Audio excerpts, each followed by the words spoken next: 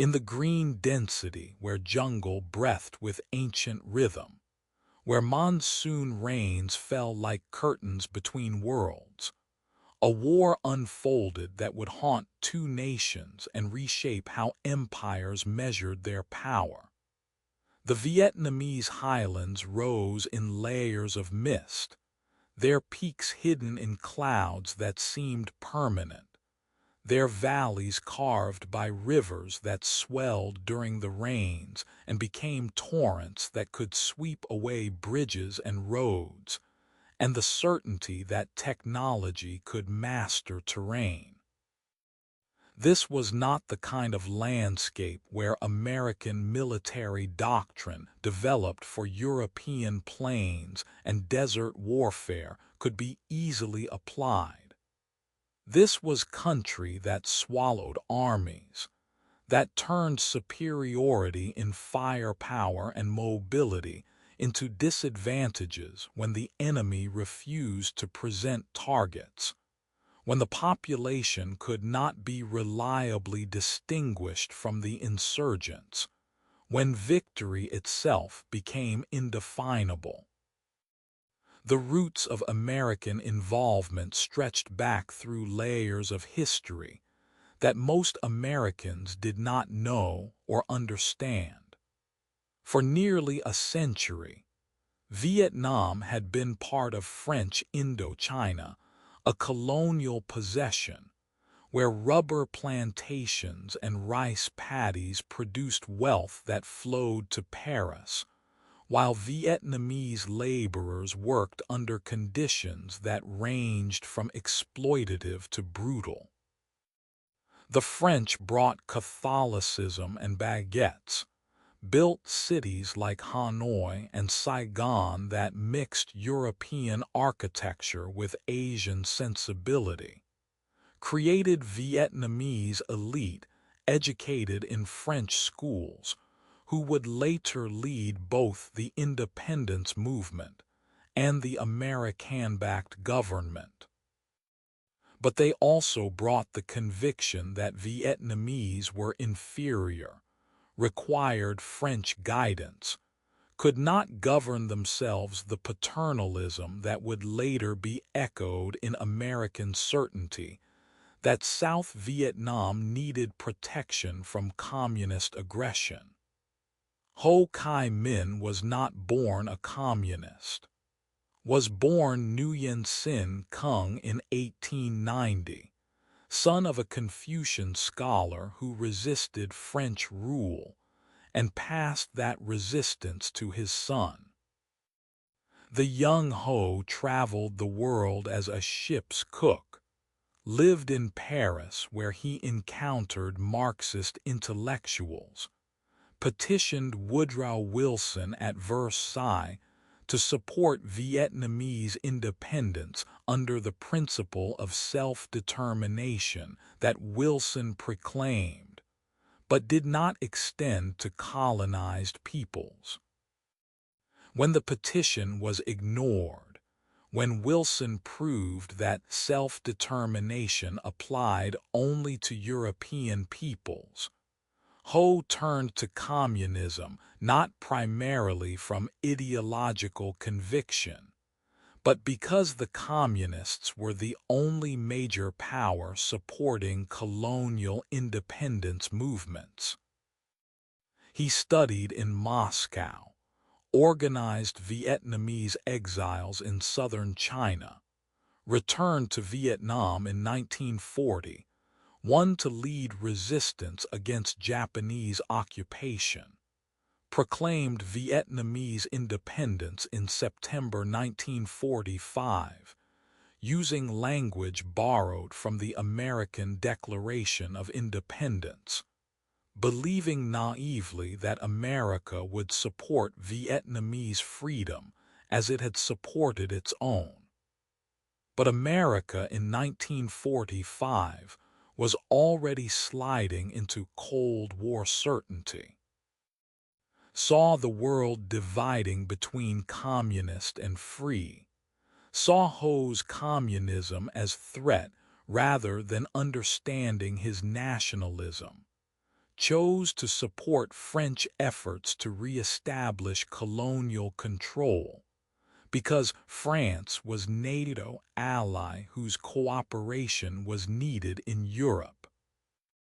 The decision was pragmatic from American perspective, prioritized European stability over Asian independence, but it meant that America placed itself on the wrong side of history, aligned with colonialism against nationalism, created the conditions that would eventually require American soldiers to fight the war that French soldiers lost. Dien Bien Phu was the place where French Indochina died. In the valley surrounded by hills in northwest Vietnam, the French established a fortified position intended to lure Viet Minh forces into open battle, where French firepower would destroy them. But General Vo Nguyen Giap turned the strategy against them, surrounded the French position with artillery, laboriously hauled up the surrounding hills, bombarded the base until supply planes could no longer land, ground down the garrison in siege that lasted 57 days, and ended in humiliating defeat that forced France to negotiate withdrawal. The Geneva Conference of 1954 temporarily divided Vietnam at the 17th parallel, called for elections in 1956 to reunify the country, created breathing space that was supposed to lead to political settlement. But the elections never happened. The Eisenhower administration, fearing that Ho Chi Minh would win any fair election, his popularity was undeniable even among many in the South, supported Ngo Dinh Diem's refusal to hold the promised vote. Diem was Catholic in largely Buddhist country, was autocrat who alienated broad sectors of Vietnamese society, was corrupt and increasingly repressive, but he was anti-communist, and that was what mattered to American policymakers, convinced that dominoes would fall, that losing Vietnam would mean losing Southeast Asia, that credibility required drawing lines and defending them regardless of local realities. The 17th parallel that was supposed to be temporary administrative line became permanent wound. Families separated by the partition thought they would soon reunite, wrote letters across the divide, waited years, and then decades, and sometimes died waiting. The North built socialist society with land reform that was brutal. Thousands of landlords were executed. Collectivization was forced, but also created literacy and basic health care. The South under Diem became increasingly authoritarian. His brother's secret police arrested dissidents. Buddhist monks set themselves on fire in protest of religious persecution. The strategic Hamlet program forcibly relocated peasants. The legitimacy that any government requires slowly eroded. By early 1960s, the Viet Cong Southern Communists, supplied and directed by Hanoi, controlled large portions of the South Vietnamese countryside, moved freely at night, collected taxes and recruited soldiers, demonstrated that Diem's government existed effectively only in cities and fortified areas.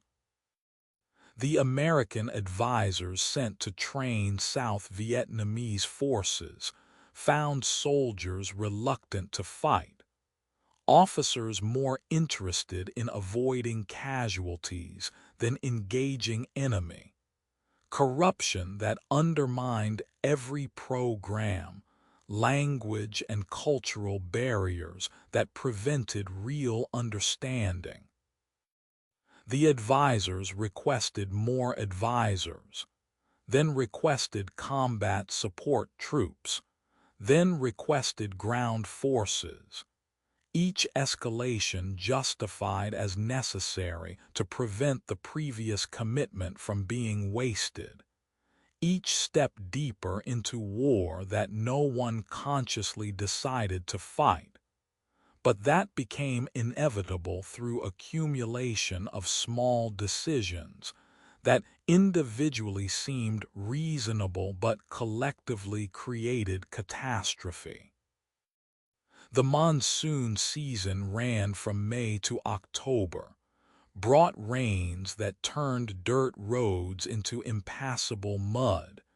grounded helicopters, filled foxholes with water, made misery constant companion of soldiers who learned that dry socks were luxury, that athlete's foot and jungle rot could be as debilitating as enemy fire, that the rain that was supposed to be temporary could last for days,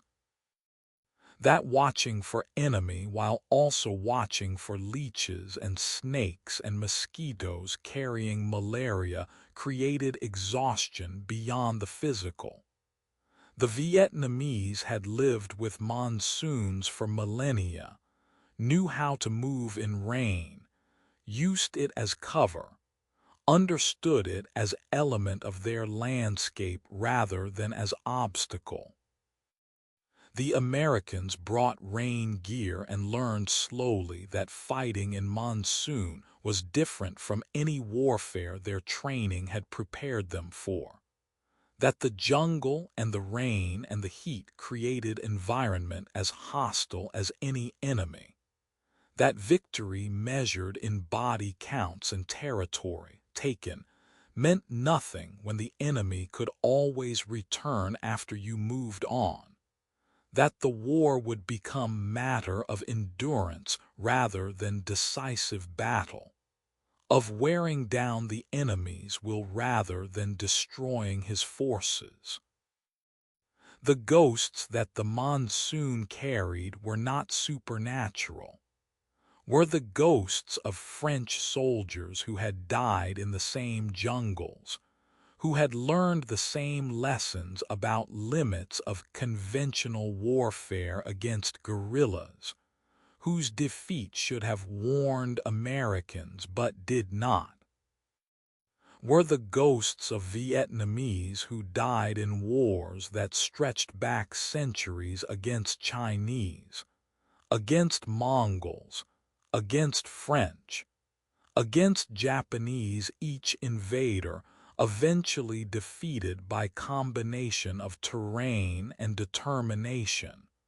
by refusal to accept permanent foreign domination regardless of cost. Were the ghosts of certainty, of the conviction that American power could accomplish what French power could not,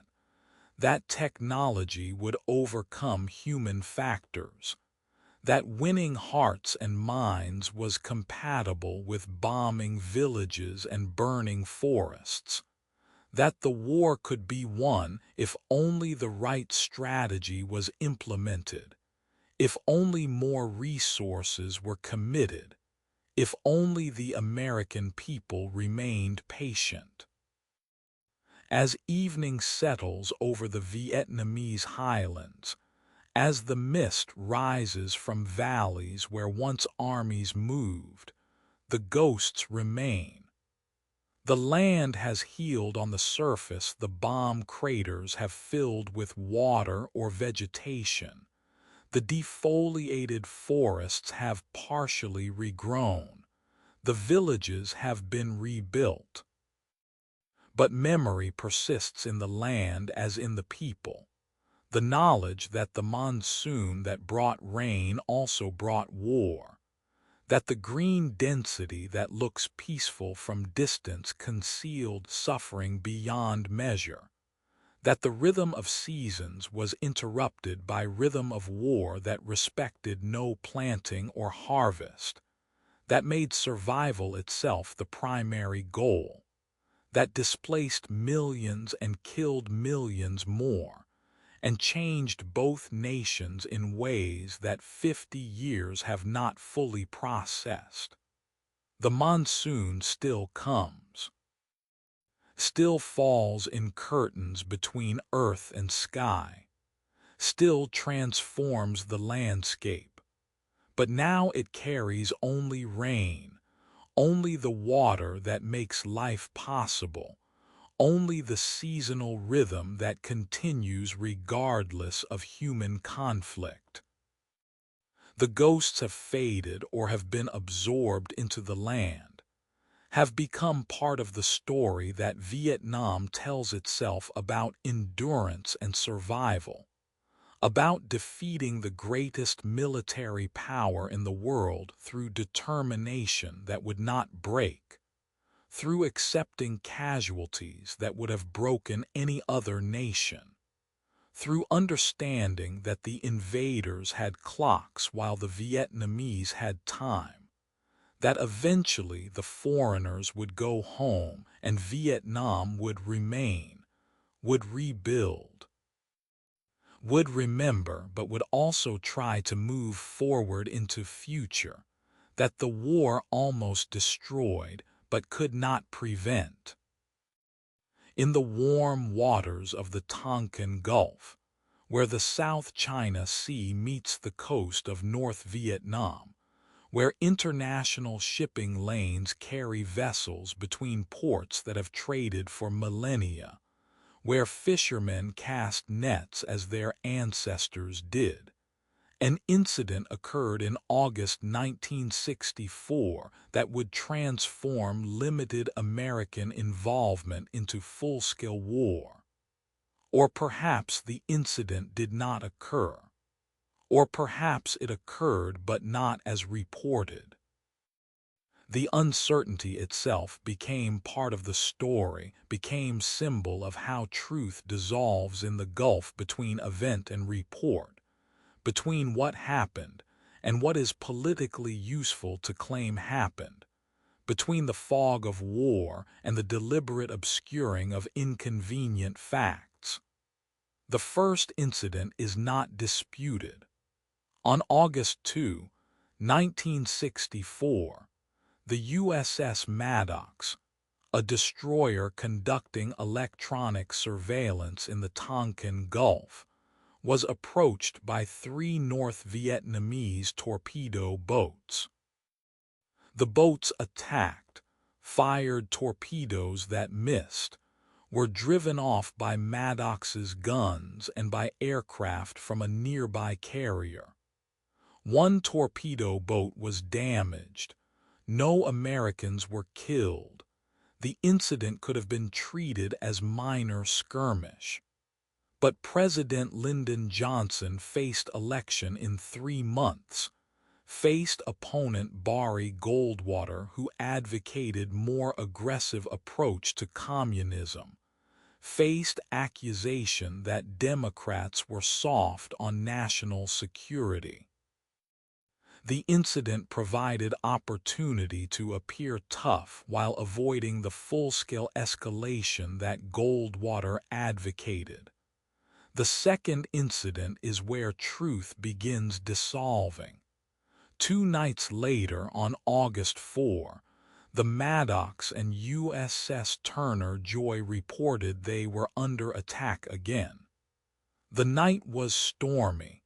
Visibility was poor. The sea was rough. Radar operators reported contacts that suggested torpedo boats. Sonar operators reported torpedo sounds. Gunners fired at targets they could not see. The two destroyers maneuvered violently for several hours, expended ammunition against enemy they believed was present. But even as the engagement was happening, doubts emerged.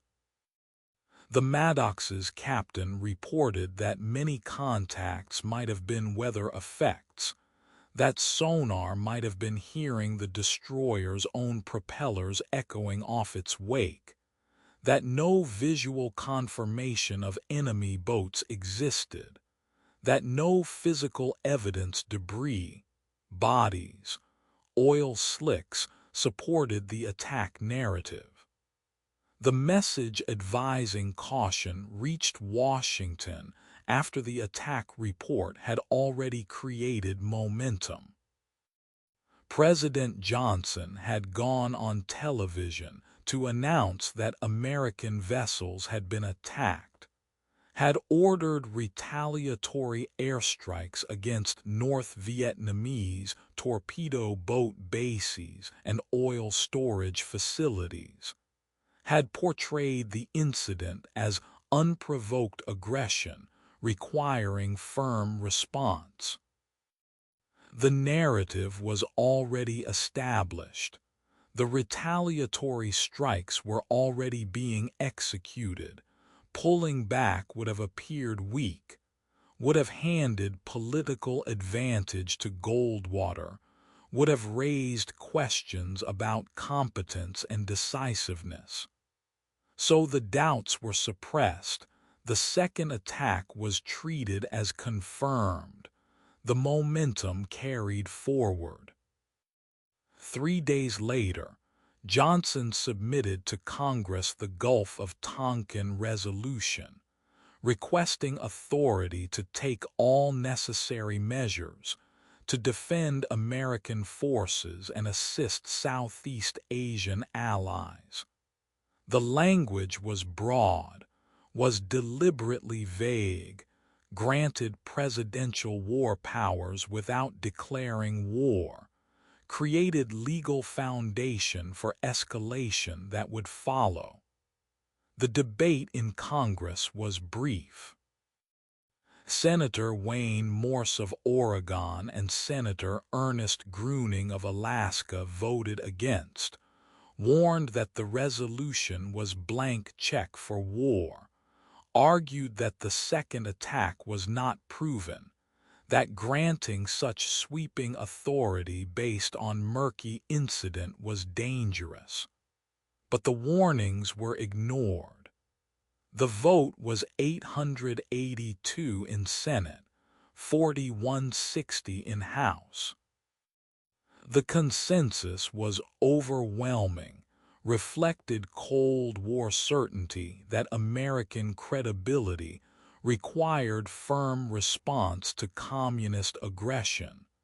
that presidential authority in national security matters should not be second-guessed,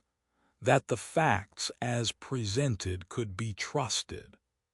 The facts as presented could not be trusted. This became clear over subsequent years as classified documents were declassified, as historians gained access to records, as National Security Agency analysts examined the incident and concluded that the second attack almost certainly did not happen, that the evidence had been selectively presented, that intercepts of North Vietnamese communications had been misinterpreted or mistranslated to support the attack narrative, that Johnson and his advisors knew within days that the second attack was questionable, but proceeded anyway because the resolution had already been passed.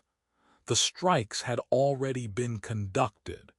Retreating would have been more costly politically than advancing on uncertain foundation.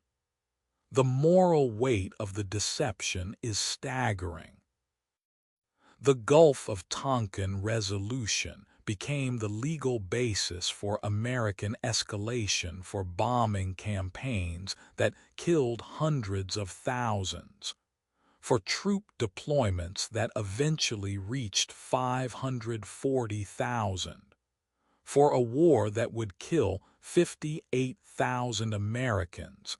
and perhaps 3 million Vietnamese. If the second attack did not happen, if the resolution was based on incident that was at best uncertain and at worst fabricated, then the war's legal foundation was hollow. The subsequent casualties were based on lie or mistake. The government had misled not just Congress, but the American people about the reasons for war. The parallels to later wars became impossible to ignore. The claims about weapons of mass destruction in Iraq, the certainty that proved unfounded, the intelligence that was shaped to support predetermined policy rather than policy being shaped by intelligence, these echoed the Tonkin Gulf pattern. The lesson should have been learned that governments under pressure to act will interpret ambiguous evidence in ways that support action, that the fog of war obscures not just tactical situation but strategic truth, that skepticism about official narratives is not disloyalty, but necessary safeguard against catastrophic errors. That democracies must demand evidence before granting war powers, because the decision to go to war is irreversible,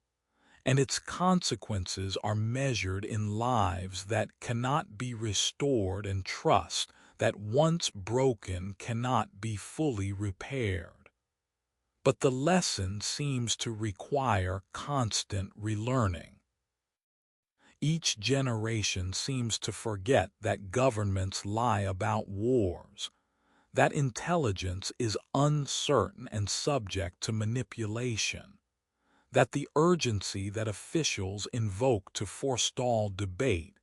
is often the very reason that debate is most necessary. The Tonkin Gulf should have created permanent skepticism, should have made Congress and public demand rigorous verification before supporting military action, should have established principle that benefit of doubt goes to peace rather than to war. Instead, each new crisis seems to erase institutional memory.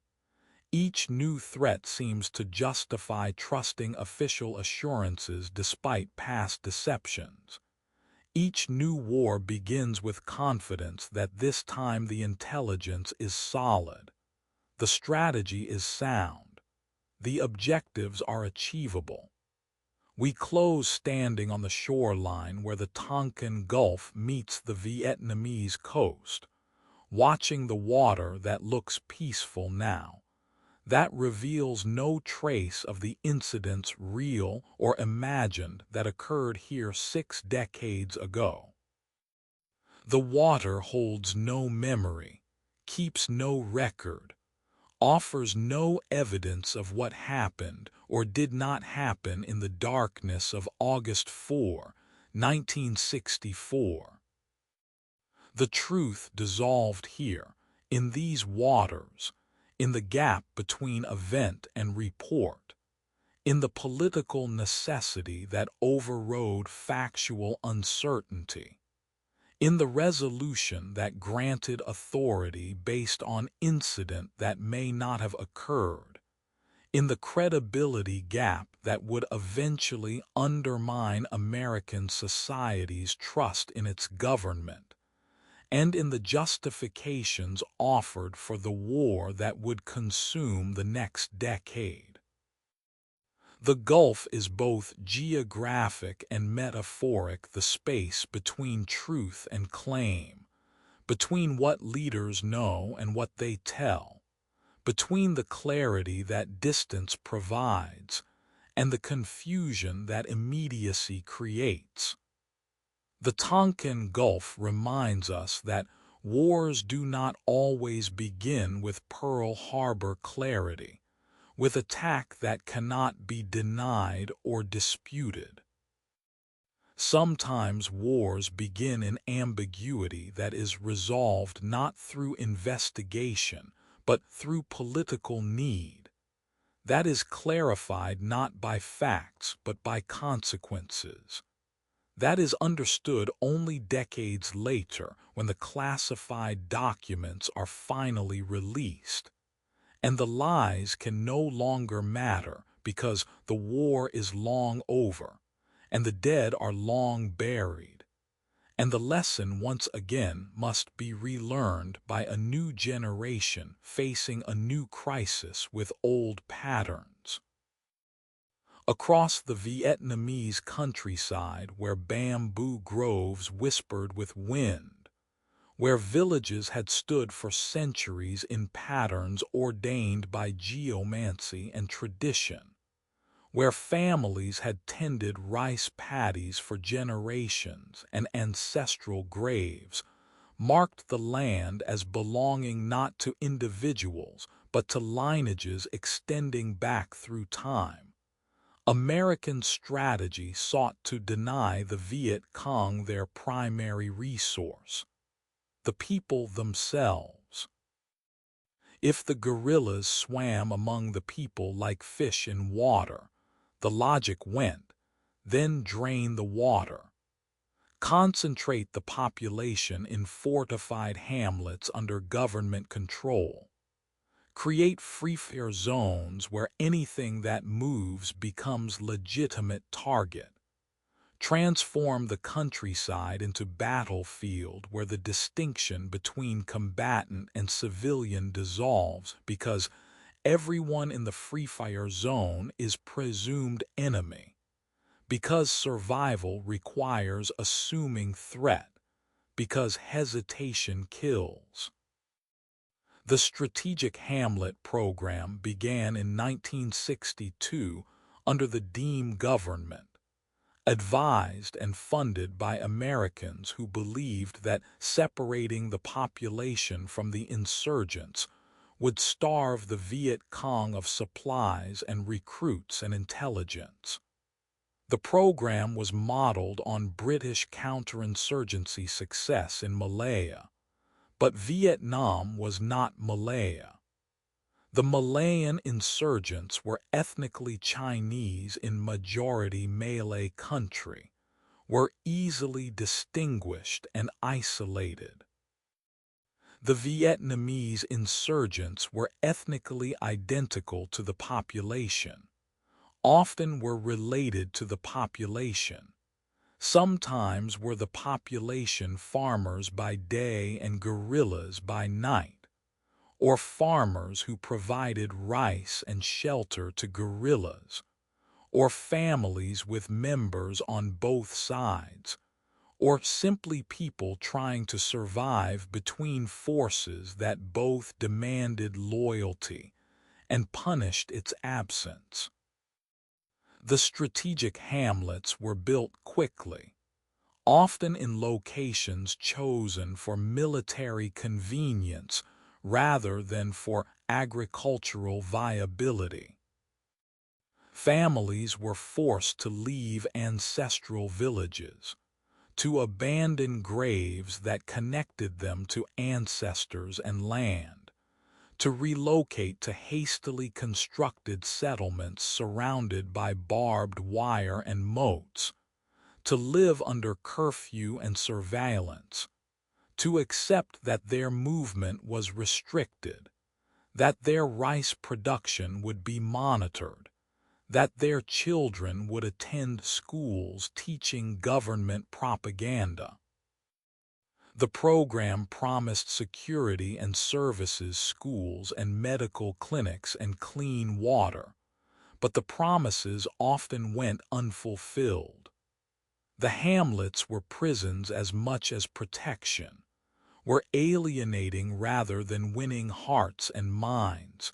created resentment that the Viet Cong exploited by portraying the government as puppet of foreigners who did not respect Vietnamese traditions or autonomy. By 1963, the program was failing. Many hamlets existed only on paper. Officials reported construction that had not occurred, received funds that disappeared into corruption.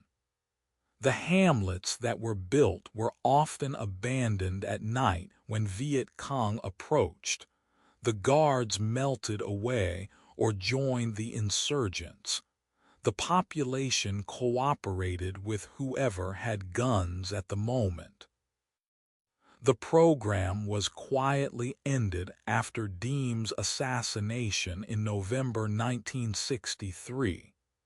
But the logic behind it, that population control was key to counterinsurgency, persisted and evolved into more extreme forms as frustration mounted. As the promised quick victory receded,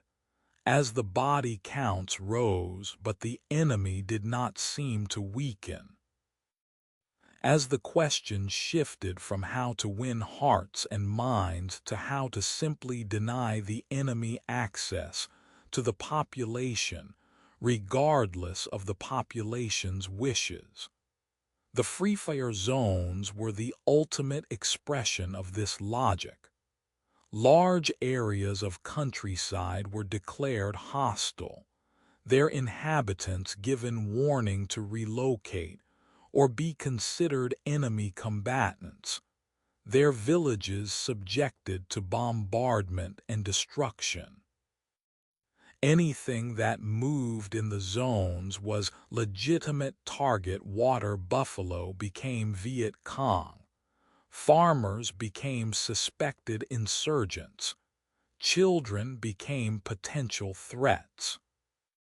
The designation of Free Fire zones was supposed to follow careful intelligence assessment and to provide adequate warning to civilians. But in practice, the designations were often arbitrary, the warnings inadequate or non-existent, the distinction between zones and non-zones unclear to peasants who had never seen maps, who did not understand military terminology, who sometimes learned their village was in a free fire zone only when bombs began falling. The village of My Lai was not in a designated free fire zone, but it might as well have been. On the morning of March 16, 1968, soldiers of Charlie Company, led by Lieutenant William Calley, entered the hamlet as part of search and rescue mission. They had been told that Viet Cong battalion was using the village as base, that the inhabitants were either Viet Cong or sympathizers, that resistance should be expected. They found instead women preparing breakfast, children playing, elderly sitting in doorways.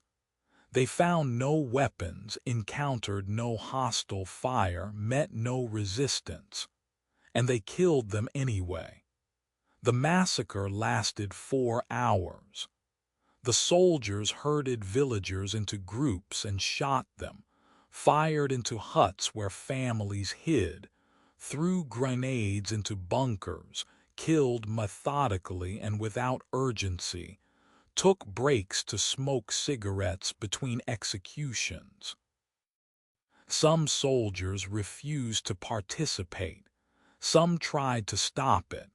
but most obeyed orders or followed the example being set by their officers and fellow soldiers. Hugh Thompson, a helicopter pilot, landed his aircraft between soldiers and fleeing villagers, ordered his door gunner to fire on American soldiers if they continued,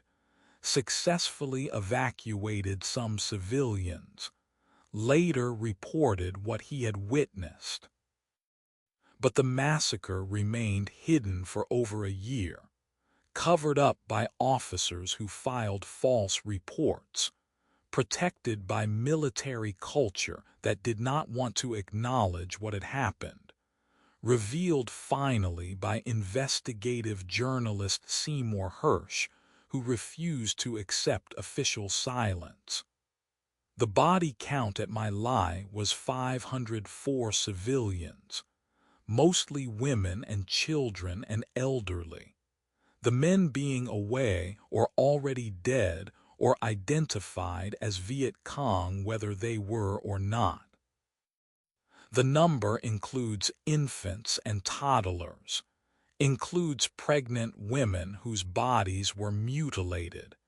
includes elderly who could barely walk. The massacre was not unique, was the most infamous but not the only such incident, was extreme manifestation of war culture that had lost moral boundaries, that measured success in body counts without asking whose bodies were being counted, that created pressure to produce enemy dead, without providing reliable way to distinguish enemy from civilian. That meant that anyone killed could be counted as enemy killed.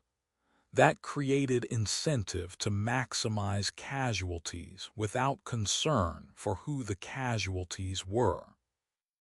The revelation of My Lai shocked Americans who wanted to believe their soldiers were liberators, who could not reconcile the massacre with the stated purpose of defending freedom, who found in the photographs of bodies piled in ditches evidence that something had gone fundamentally wrong not just with individual soldiers, but with the war itself. The massacre became symbol of the war's moral corruption, of how the brutalization of war transforms even ordinary young men into killers of children, of how the dehumanization of the enemy extends to the population, of how the distance between protecting villages from communism and destroying villages to save them from communism collapsed into indistinguishable rubble and bodies. Lieutenant Calley was convicted of murder in 1971, sentenced to life imprisonment, served 3.5 years under house arrest before being paroled. Many Americans believed he was scapegoat, that the officers above him who created the conditions and gave the orders should also have been held accountable, that the military system that produced My Lai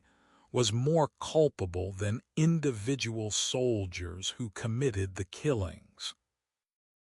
Others believed that Calley should have been punished more severely, that he got away with mass murder because the victims were Vietnamese, that the light sentence demonstrated that Vietnamese lives were valued less than American lives, that the war crimes committed by Americans were treated differently than war crimes committed by enemies.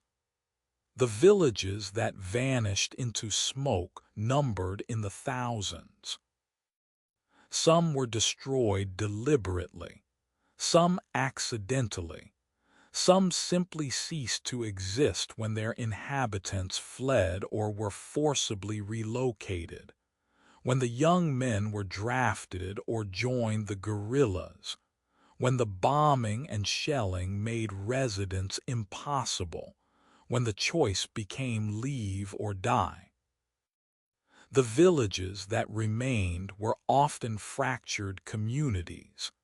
their populations divided between those who supported the government and those who supported the Viet Cong, their inhabitants caught between demands for loyalty from both sides, their children growing up knowing that expressing the wrong opinion to the wrong person could mean death for their families. We close standing where my lie stood,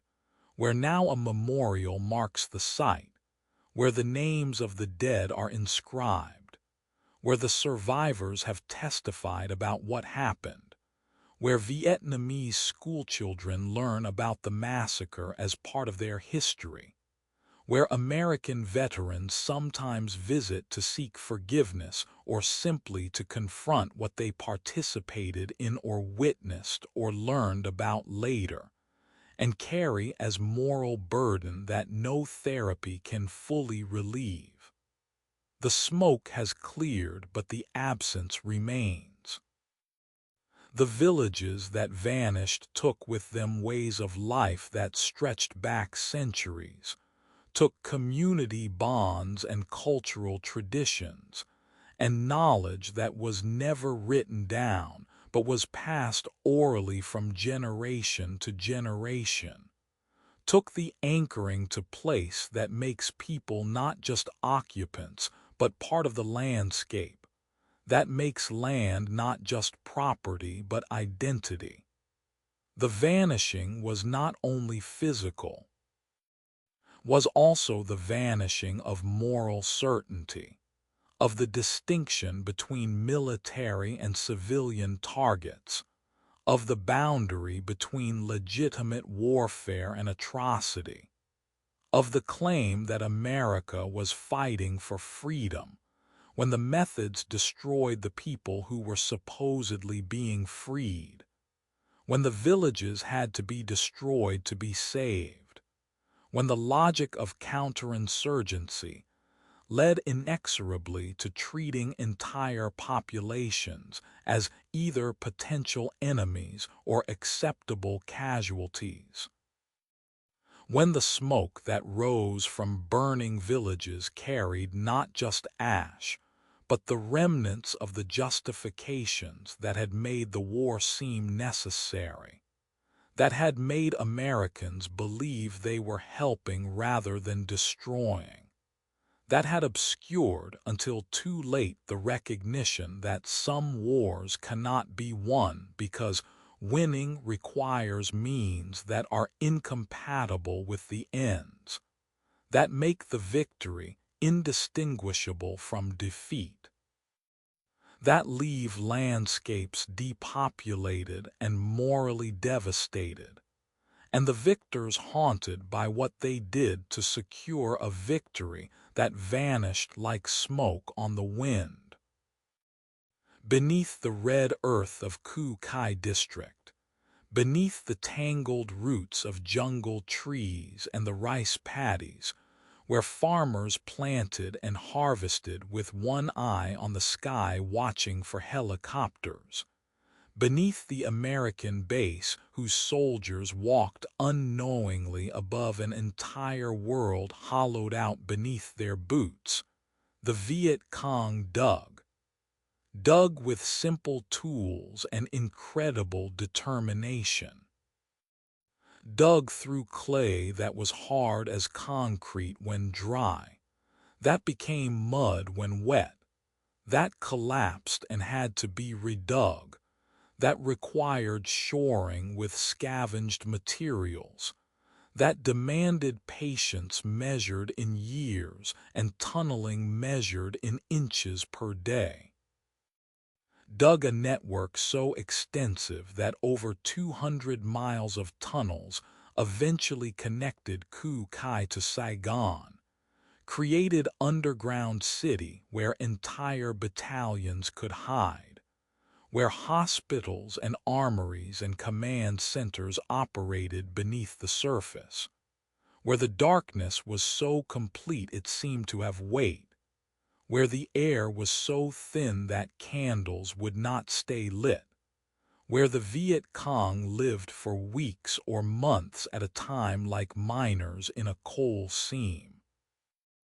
emerging only at night to fight and forage and vanish again before dawn. The tunnels were not new invention, had been started during the war against the French, had been expanded and connected and deepened through the years of American involvement, had evolved from simple hiding places to complex infrastructure that included ventilation shafts disguised as termite mounds, multiple levels that could confuse pursuers, trapdoors so cunningly hidden that soldiers could stand on them without knowing they existed, booby traps that ranged from sharpened bamboo stakes to unexploded American ordnance recycled into mines, from pits filled with snakes to crossbows rigged to fire when tripwires were disturbed.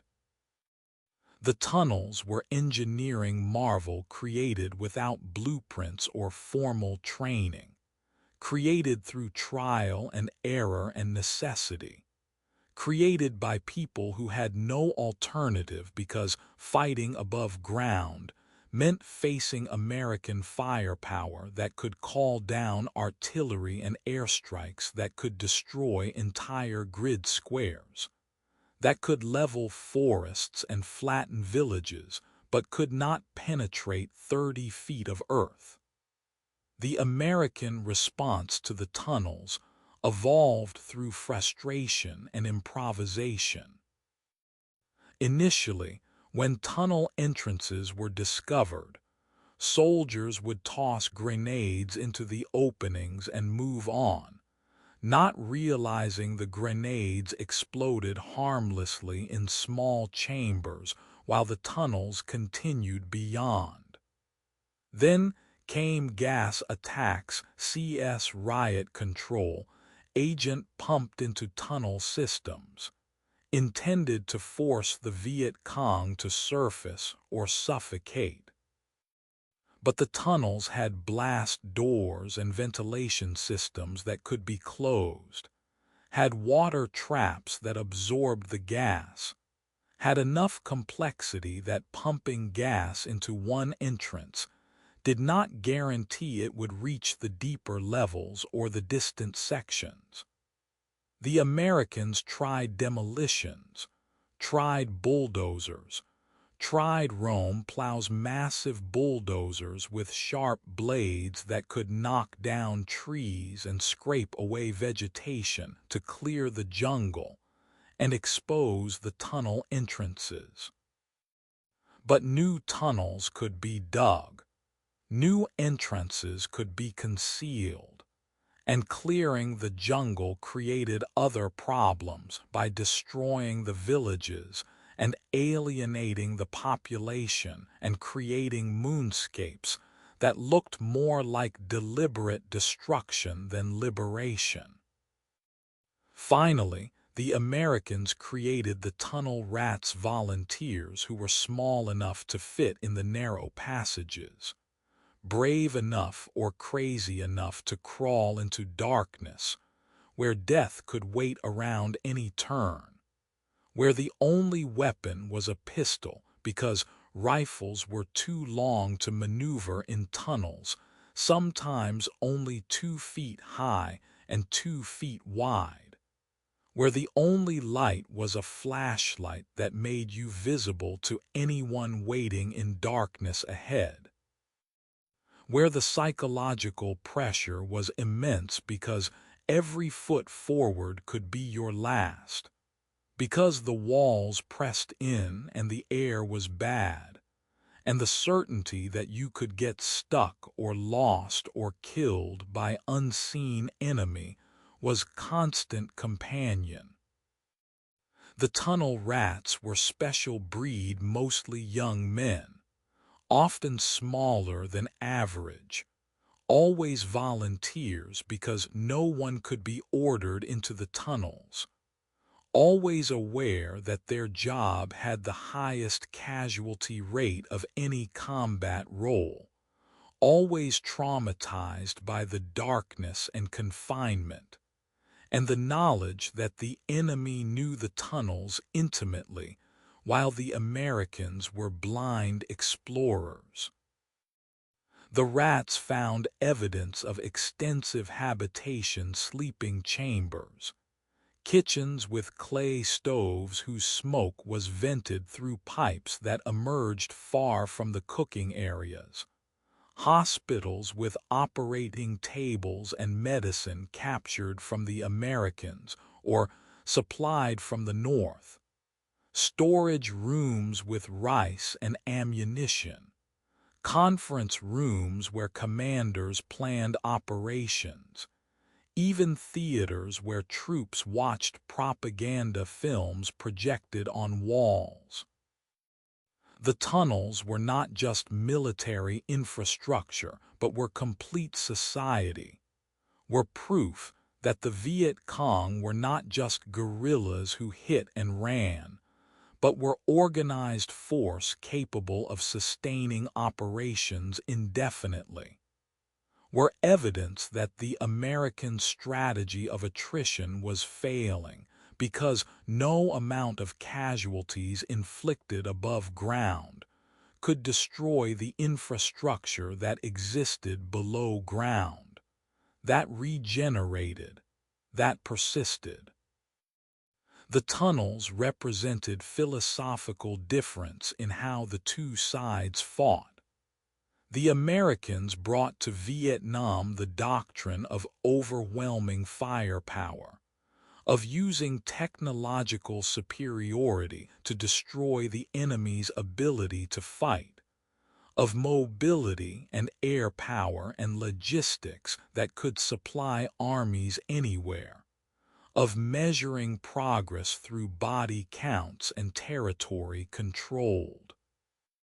The Viet Cong brought patience and acceptance of casualties that would have broken any Western army,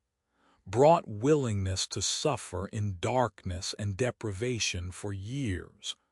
brought the conviction that the Americans would eventually leave while Vietnamese would remain.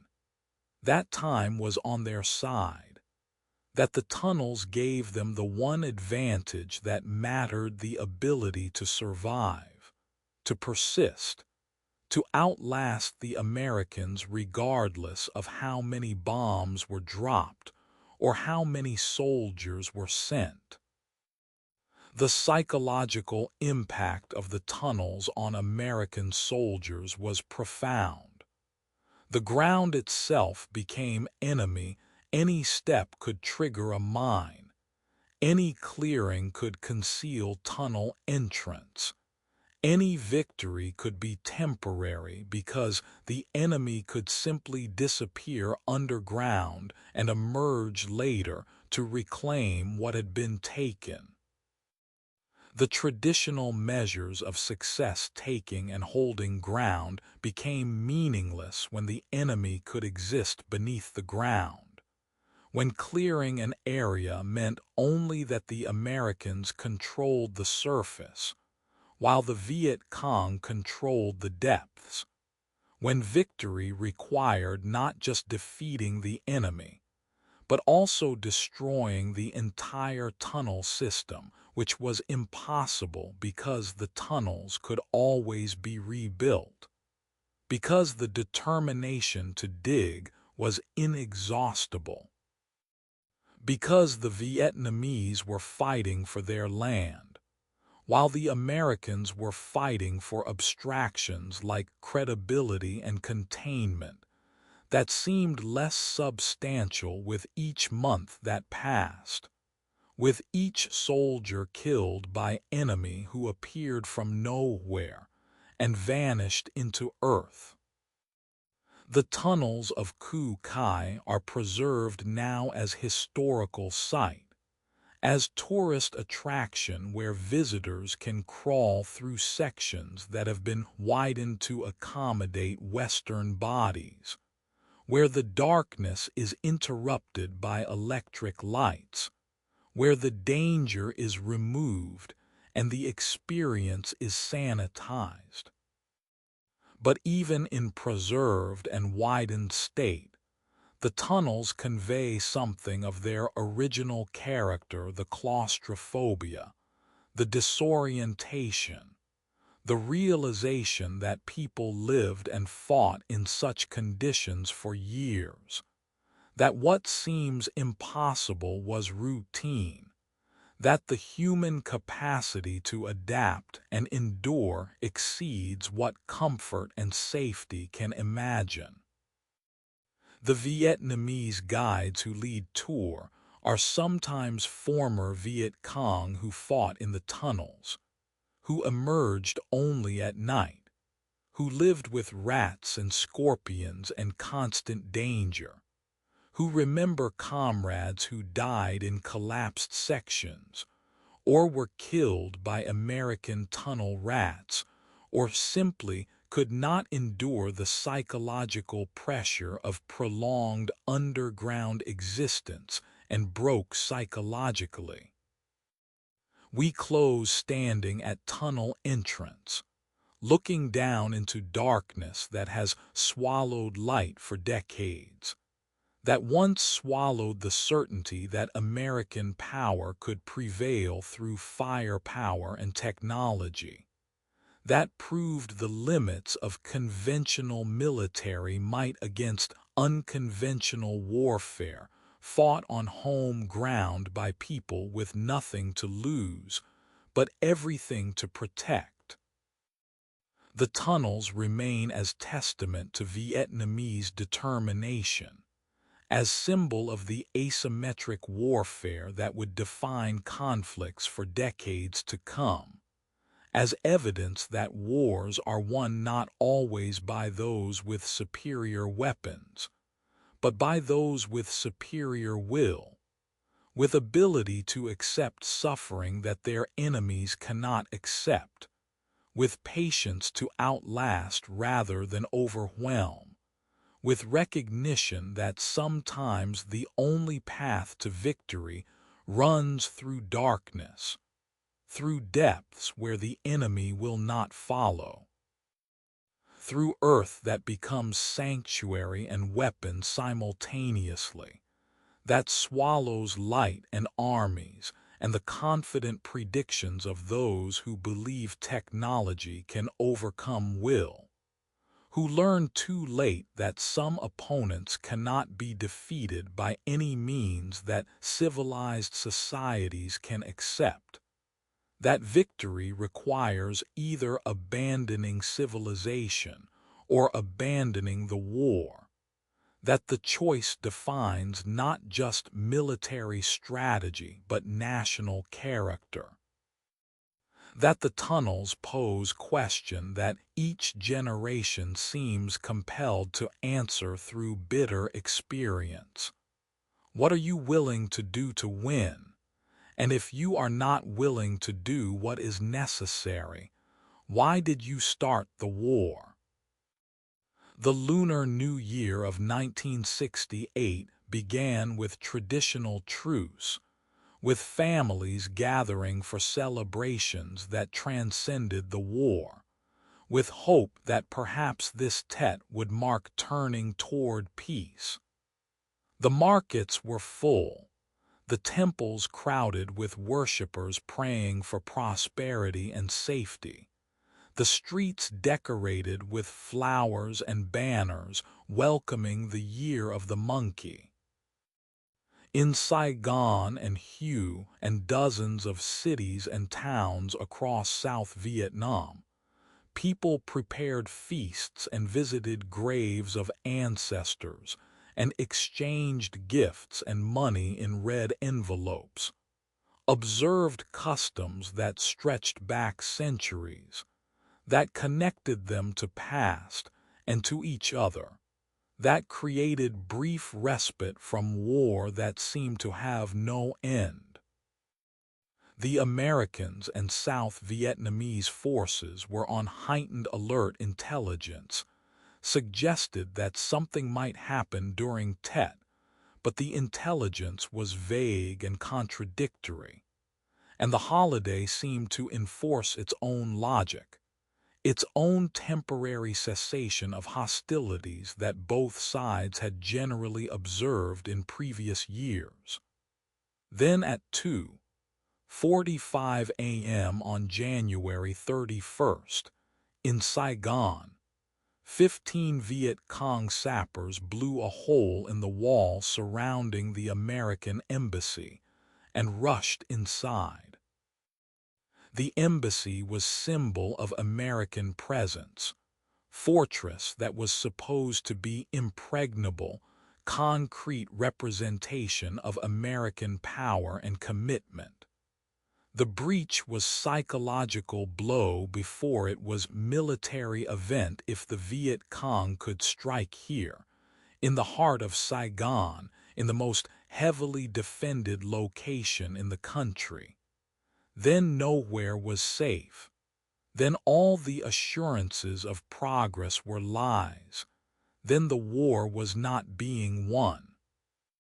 The sappers held part of the embassy grounds for 6 hours, killed 5 Americans, were eventually all killed themselves, accomplished nothing strategically, but accomplished everything symbolically. The image of American military police firing from behind walls, of bodies in the embassy courtyard, of the breach itself, these told story that contradicted everything the American public had been told, that exposed the optimistic reports as propaganda, that created what would be called the credibility gap, the gulf between official statements and visible reality, the loss of trust that would poison American politics for generations. The embassy attack was only opening move. Across South Vietnam, in coordinated assault that involved 80,000 Viet Cong and North Vietnamese troops, cities and towns came under attack simultaneously. The coordination was unprecedented, demonstrated planning and logistics capability that American intelligence had not detected, revealed that the enemy was stronger and more organized than the optimistic body counts suggested, proved that the attrition strategy was failing because the enemy could replace losses and could launch major offensive despite years of American bombardment and search and destroy missions. The attack struck 36 of 44 provincial capitals, 5 of 6 major cities, dozens of district capitals and military bases. The wave was massive, was intended to spark general uprising, to demonstrate that the Viet Cong controlled the countryside and could seize the cities, to break the South Vietnamese government's legitimacy and American will to continue the war. The battle for Hue became the Tet Offensive's longest and bloodiest engagement. The ancient imperial capital, city of temples and tombs and the citadel that had housed Vietnamese emperors,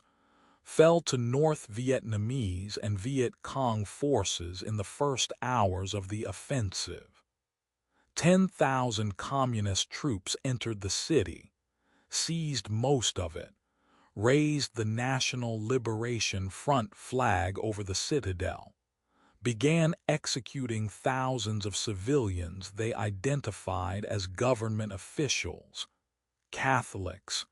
intellectuals, anyone associated with the Americans or South Vietnamese government. The mass graves would be discovered later,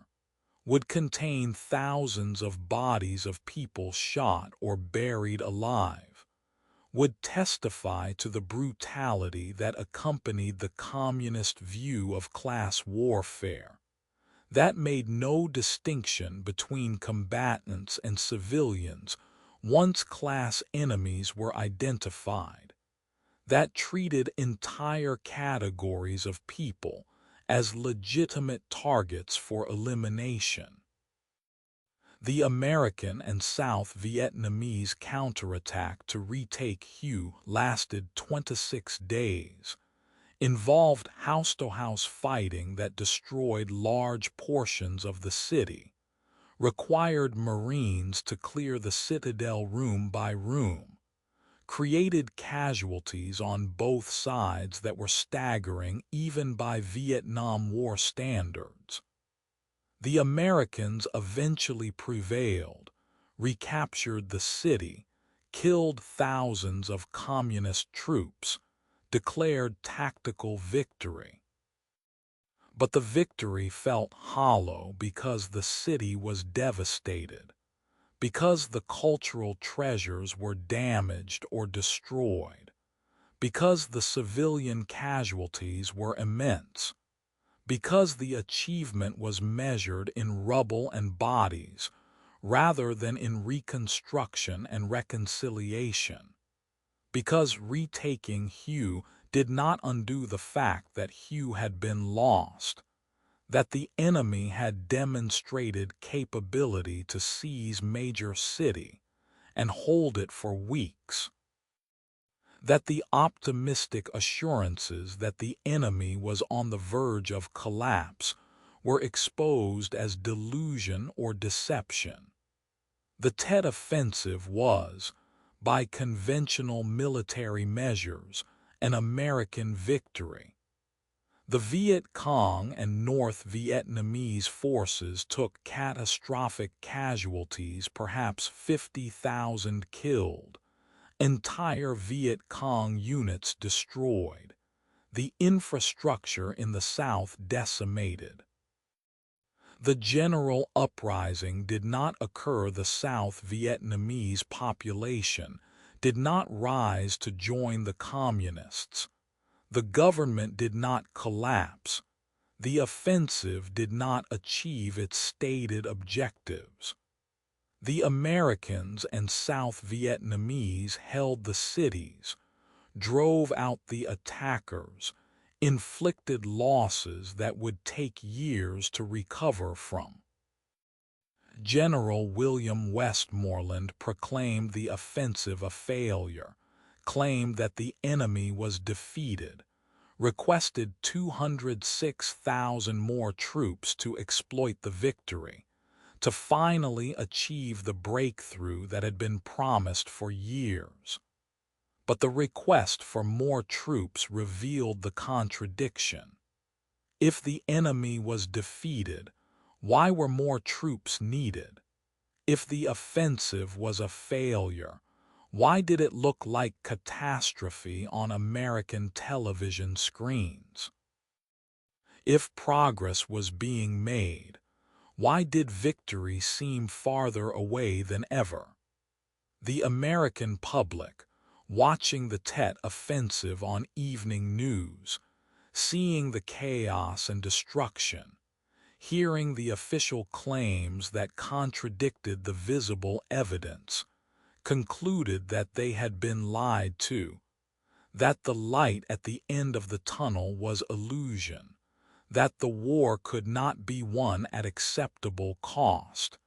that continuation meant only more death for no achievable purpose. Walter Cronkite's broadcast on February 27, 1968, became turning point. Cronkite was not anti-war activist, but was trusted news anchor, the most trusted man in America, whose opinion carried weight with Middle America that opposed neither war nor peace reflexively, but wanted honesty and achievable objectives. Cronkite went to Vietnam after Tet, saw the destruction, talked to soldiers and officers and civilians, returned and stated on national television that the war was stalemate, that negotiations were the only rational way out, that continuing to fight would only increase the casualties without changing the fundamental reality that neither side could win decisively. President Johnson, watching the broadcast, reportedly said, "If I've lost Cronkite, I've lost Middle America." 6 weeks later, Johnson announced he would not seek re-election, acknowledged implicitly that his war policy had failed, that the consensus supporting the war had fractured irreparably. The photograph that came to define Tet showed Saigon Police Chief General Nguyen Ngoc Loan executing a Viet Cong prisoner in the street, pistol held to the prisoner's temple, the moment of death captured and broadcast around the world. The image became symbol of the war's brutality, of the moral ambiguity, of the ally whose methods were as disturbing as the enemy's, of the corruption and violence that American support sustained. The photographer Eddie Adams later said he regretted the photograph, that it unfairly characterized Lone, that the prisoner was accused of killing a police officer's family, that executions were routine on both sides, that the photograph was true but not complete truth. But the image persisted, became part of the visual narrative that shaped American perception more than any official statement. That made the war unwinnable in American living rooms, regardless of what happened on Vietnamese battlefields. We close standing in Hue, where the citadel walls still bear bullet holes, where the historic city has been partly restored, but will never fully recover what was lost in those 26 days when ancient temples became fighting positions and palaces became rubble, when the city that symbolized Vietnamese culture and continuity became battlefield that symbolized the war's destructiveness. That revealed how the conflict that began with promises to preserve freedom ended by destroying what it claimed to protect. Tet did not end the war. Fighting would continue for 7 more years, but it ended the illusion that the war could be won, ended the consensus that had supported escalation, ended the credibility of official optimism, created the conditions for eventual American withdrawal.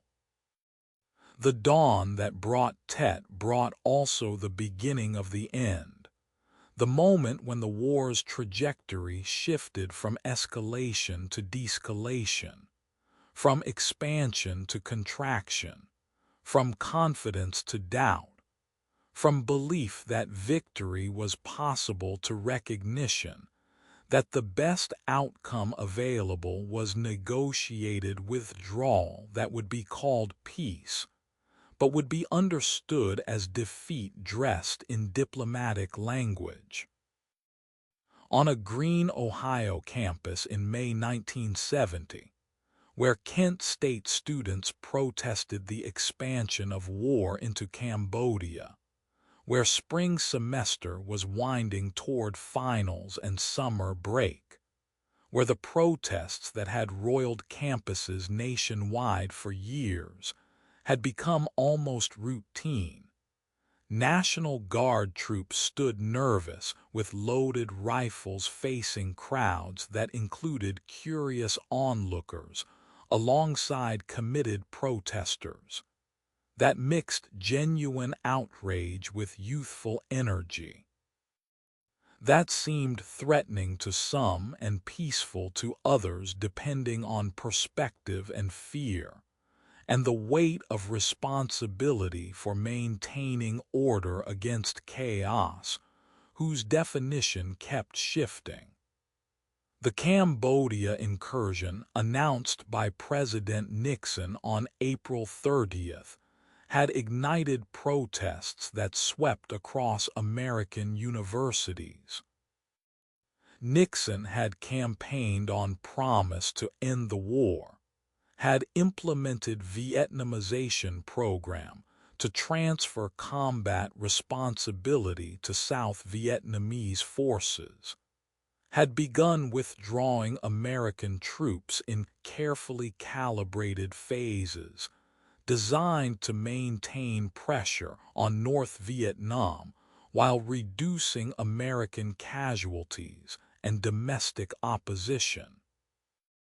The expansion into Cambodia seemed to contradict the de-escalation,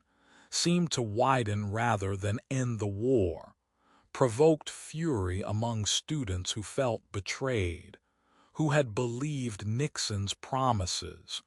who now saw that the war would continue indefinitely, that their generation would continue to be drafted, that the killing would go on. At Kent State University, protests began immediately. Students gathered, marched, held rallies, called for strike, demanded that the university close in protest of the Cambodia invasion. On May 1st, protesters threw beer bottles at police cars in downtown Kent, breaking windows, causing enough disturbance that the mayor declared state of emergency and requested National Guard assistance. The next night, the ROTC building on campus was burned, whether by protesters or by provocateurs was never definitively established. But the burning escalated tensions, brought more National Guard troops, created atmosphere where confrontation seemed inevitable. On May 4th, despite a ban on rallies, about 2,000 students gathered on the Commons, the central green space of campus. Some came to protest, others came to watch, others simply walked through on their way to class. The National Guard ordered the crowd to disperse, fired tear gas when the order was ignored, advanced with fixed bayonets to push students away. The crowd scattered. Some threw rocks and tear gas canisters back toward the guard. The troops climbed Blanket Hill overlooking the Commons, turned at the crest of the hill, and at 12:24 p.m., 28 guardsmen fired approximately 67 rounds in 13 seconds. 4 students died. Jeffrey Miller, 20 years old, was shot through the mouth, fell in a parking lot 265 feet from the guard. The photograph of Mary Ann Vecchio kneeling beside his body, her arms raised in anguish, became one of the war's iconic images, not a photograph from Vietnam, but from Ohio, not of Vietnamese casualties, but of American students, not of enemy killed, but of citizens shot by their own National Guard. Allison Cross, 19, was shot in the chest 343 feet away, had been protesting the war, had placed a flower in the barrel of a guardsman's rifle earlier in the day, believing that peace was possible, that violence could be answered with symbols of life and growth. William Schroeder, 19 ROTC member walking to class, not a protester, shot in the back 382 feet from the guard, killed because he was in wrong place at wrong time, because the bullets did not discriminate between protesters and bystanders. Sandra Schuer, 20, also walking to class, shot 390 feet away, also not involved in the protest, also simply present when the shooting started, also dead for no reason that strategy or tactics could justify. 9 other students were wounded, some seriously, some shot from distances that exceeded 700 feet, proving that the shooting was not response to imminent threat but was panic or rage or revenge, was breakdown of discipline and judgment, was moment when young guardsmen who had been called up for what was supposed to be routine crowd control mission fired into crowd that they saw as threatening or contemptuous or simply other, that they saw as enemy even though the enemy was fellow Americans, fellow students, people whose only crime was being present when fear and anger overcame restraint. The investigation that followed produced more questions than answers.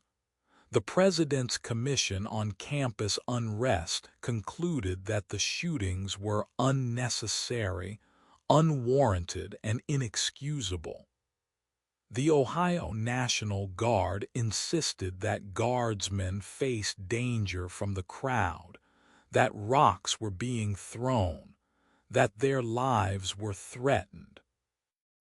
But the distances at which students were shot contradicted claims of imminent danger. No one 700 feet away throwing rocks poses threat that justifies lethal force.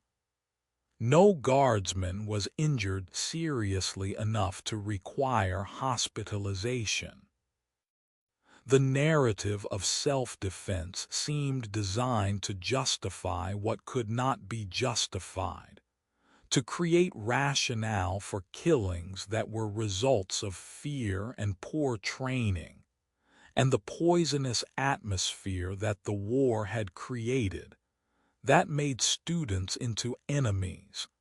that transformed American campus into battlefield, where young Americans killed other young Americans. The Kent State shootings provoked national strike. Over 450 campuses closed or saw significant protests. 4 million students participated in demonstrations. The National Guard was called out on 21 campuses in 16 states. The violence at Kent State created fear that American society was fracturing beyond repair, that the divisions over Vietnam would lead to wider conflict, that the metaphor of civil war that both sides had been using was becoming literal reality.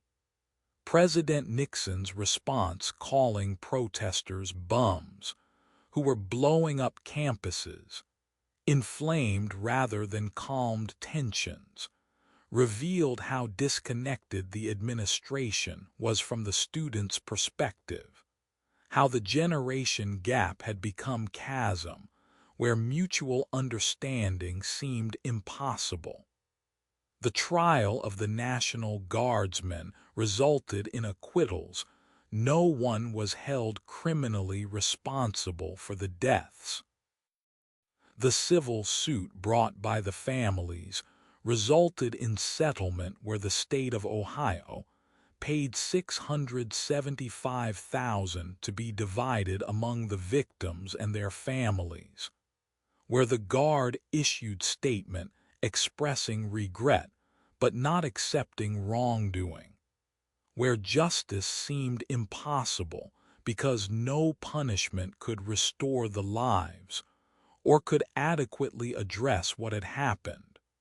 What it meant that American government could kill American citizens for protesting government policy. What it said about democracy when dissent was met with bullets. What it revealed about how deeply the war had divided the nation. The broader context made Kent State not aberration, but manifestation of divisions that ran through American society like fault lines waiting for earthquake. The Democratic Convention in Chicago in 1968 had seen police beating protesters in streets while convention nominated Hubert Humphrey, who supported continuing the war. The Weathermen, radical faction of Students for a Democratic Society, had begun bombing campaign targeting government buildings and corporate offices, believing that violence was necessary to stop the war, that peaceful protest had failed, that the system had to be destroyed rather than reformed. The silent majority that Nixon invoked middle Americans who supported the war, or at least opposed the protesters, viewed the students as spoiled and disrespectful, as privileged youth who refused to do their duty, who undermined the troops and aided the enemy, who deserved whatever consequences their actions provoked. The draft lottery instituted in 1969 made military service matter of chance. Birthdays drawn randomly determined who would go to Vietnam and who would not, created inequality where some served and some did not, based on luck rather than merit or need. The deferments available for college students and for certain occupations meant that the burden fell disproportionately on working class and poor, on those who could not afford college or whose occupations were not deemed essential, on Black and Latino communities whose young men went to war in numbers that exceeded their proportion of population, who fought for freedoms in Vietnam that they did not fully possess at home, whose communities saw the war as racist and imperialist, who questioned why they should fight against Vietnamese peasants when their real enemy was the system that oppressed them in America. The veterans returning from Vietnam found no welcome parades, no grateful nation, no acknowledgement of their service and sacrifice. Found instead hostility from protesters who called them baby killers, found indifference from those who wanted to forget the war, found that the country had moved on while they remained trapped in memories of combat and of friends who died, found that the psychological wounds they carried had no name yet, that what would later be called PTSD was in 1970 just private suffering borne alone, was alienation from society that seemed to blame them for a war they did not start, for a policy they did not create, for following orders and serving their country in war that their country now wanted to pretend had not happened,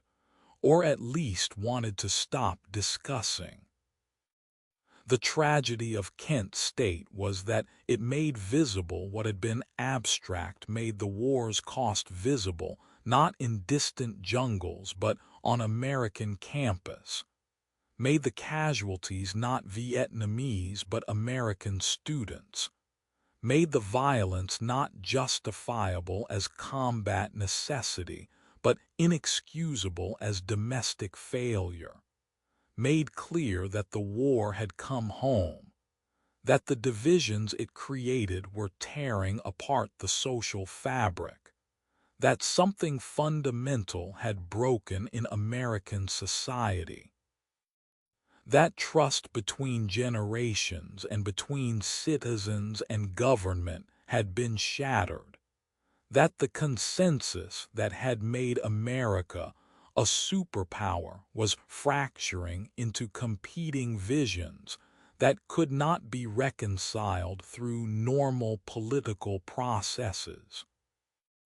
We close standing on the Kent State Commons where markers now indicate where the 4 students fell,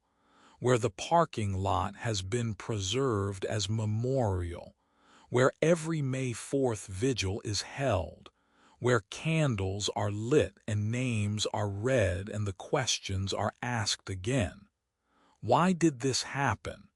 Could it have been prevented? What did their deaths achieve? What did their deaths mean? The spring that turned red in 1970 turned also the trajectory of American attitude toward the war, made opposition mainstream rather than fringe, made continuing the war politically untenable even as fighting continued for 5 more years, made clear that the price of the war was being paid not just by soldiers in Vietnam, but by the fabric of American society itself, that the war was destroying what it claimed to protect, that freedom defended through such means was freedom diminished, that the campus where young Americans were killed by other young Americans was battlefield as surely as any rice paddy in Vietnam, was casualty of war that was fought not just with bullets and bombs, but with competing visions of America's purpose and identity, visions that remain contested, that make Kent State not just historical event, but continuing symbol of the costs of war, of the limits of protest, of the fragility of democracy when pushed beyond its capacity to contain dissent. When force is used against citizens, when spring turns red and the blood that falls is American blood on American soil, and the questions remain unanswered 50 years later. Through Laotian jungle and Cambodian border regions, through mountain passes where mist clung to peaks like memory, through triple canopy forest so dense that ground remained in perpetual twilight, the Ho Chi Minh Trail carried supplies from north to south, endless columns of bicycles and trucks and porters, moving under cover of darkness, rebuilding every night what American bombs destroyed during the day, creating supply line that could not be severed despite years of effort and tonnage of explosives that exceeded all bombs dropped in World War II, despite technology and determination, and the conviction that interdiction would strangle the insurgency, that cutting the trail would win the war. The trail was not single path but network multiple routes that shifted with seasons and with American pressure, that branched and reconnected, that included roads for trucks during dry season and footpaths for porters during monsoons when roads became impassable, that stretched over 10,000 miles if all branches were counted, that passed through terrain so difficult that simply traversing it was achievement, that required months to complete, that killed through disease and exhaustion and bombing as surely as through combat, that demanded sacrifice measured in thousands of lives of people whose names are forgotten, but whose contribution made North Vietnamese victory possible. The trail began as simple footpath in 1959, widened and improved as war escalated, eventually became sophisticated logistics network with way stations and hospitals and anti-aircraft batteries, with engineering units that maintained roads and rebuilt bridges, with communication stations that coordinated traffic, with underground fuel storage and ammunition dumps camouflaged so well that American reconnaissance often missed them even when flying directly overhead. The North Vietnamese called it the Truong Son Strategic Supply Route, named for the mountain range through which it passed, invested enormous resources in maintaining it, assigned thousands of youth volunteers to trail duty, created youth shock brigades whose task was to keep supplies flowing regardless of cost. The Americans called it the Ho Chi Minh Trail and sought desperately to close it. Operation Rolling Thunder included interdiction missions that bombed suspected trail segments, that cratered roads and destroyed bridges, that attacked truck convoys spotted by reconnaissance aircraft or detected by sensors scattered along the trail. The sensors, primitive by later standards but sophisticated for their time, could detect truck engines and troop movements, radioed information to command centers that directed airstrikes, created electronic battlefield that was supposed to compensate for inability to send ground troops into Laos and Cambodia, that was supposed to make the trail too costly to use, that would force the North Vietnamese to negotiate seriously. But the trail never closed. Every night, work crews filled bomb craters. Every week new bridges appeared, sometimes proper spans, sometimes underwater bridges invisible to aerial reconnaissance, sometimes simply fords where trucks crossed rivers slowly, accepting losses to water damage and occasional drowning, accepting that some percentage of supplies would not arrive, that the losses were sustainable because enough did arrive to sustain the war in the South. Because the calculation was not whether the trail was efficient, but whether it was adequate, whether it moved enough supplies to keep the war going, whether the Americans could destroy it faster than the Vietnamese could rebuild it. The answer was always no. The Americans could crater roads faster than the Vietnamese could repair them, but roads could be repaired faster than craters could be created. The Americans could destroy trucks faster than the North Vietnamese could replace them. China and Soviet Union provided endless supplies, but destroying trucks did not destroy the cargo they carried, which was often transferred to porters who continued on foot, who could not be bombed effectively because they moved in small groups, who carried supplies on bicycles modified to bear 500 pounds, who pushed these overloaded bicycles through mountain trails, who took weeks to make journeys that trucks made in days but who eventually arrived, who could not be stopped except by bombing so intensive it would have required invading Laos and Cambodia, which Nixon eventually did briefly in 1970, but which provoked such domestic opposition.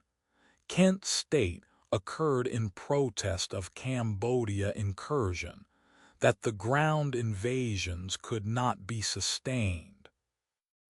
The people who kept the trail open were mostly young teenagers and 20-somethings, volunteers motivated by nationalism and by sense of duty,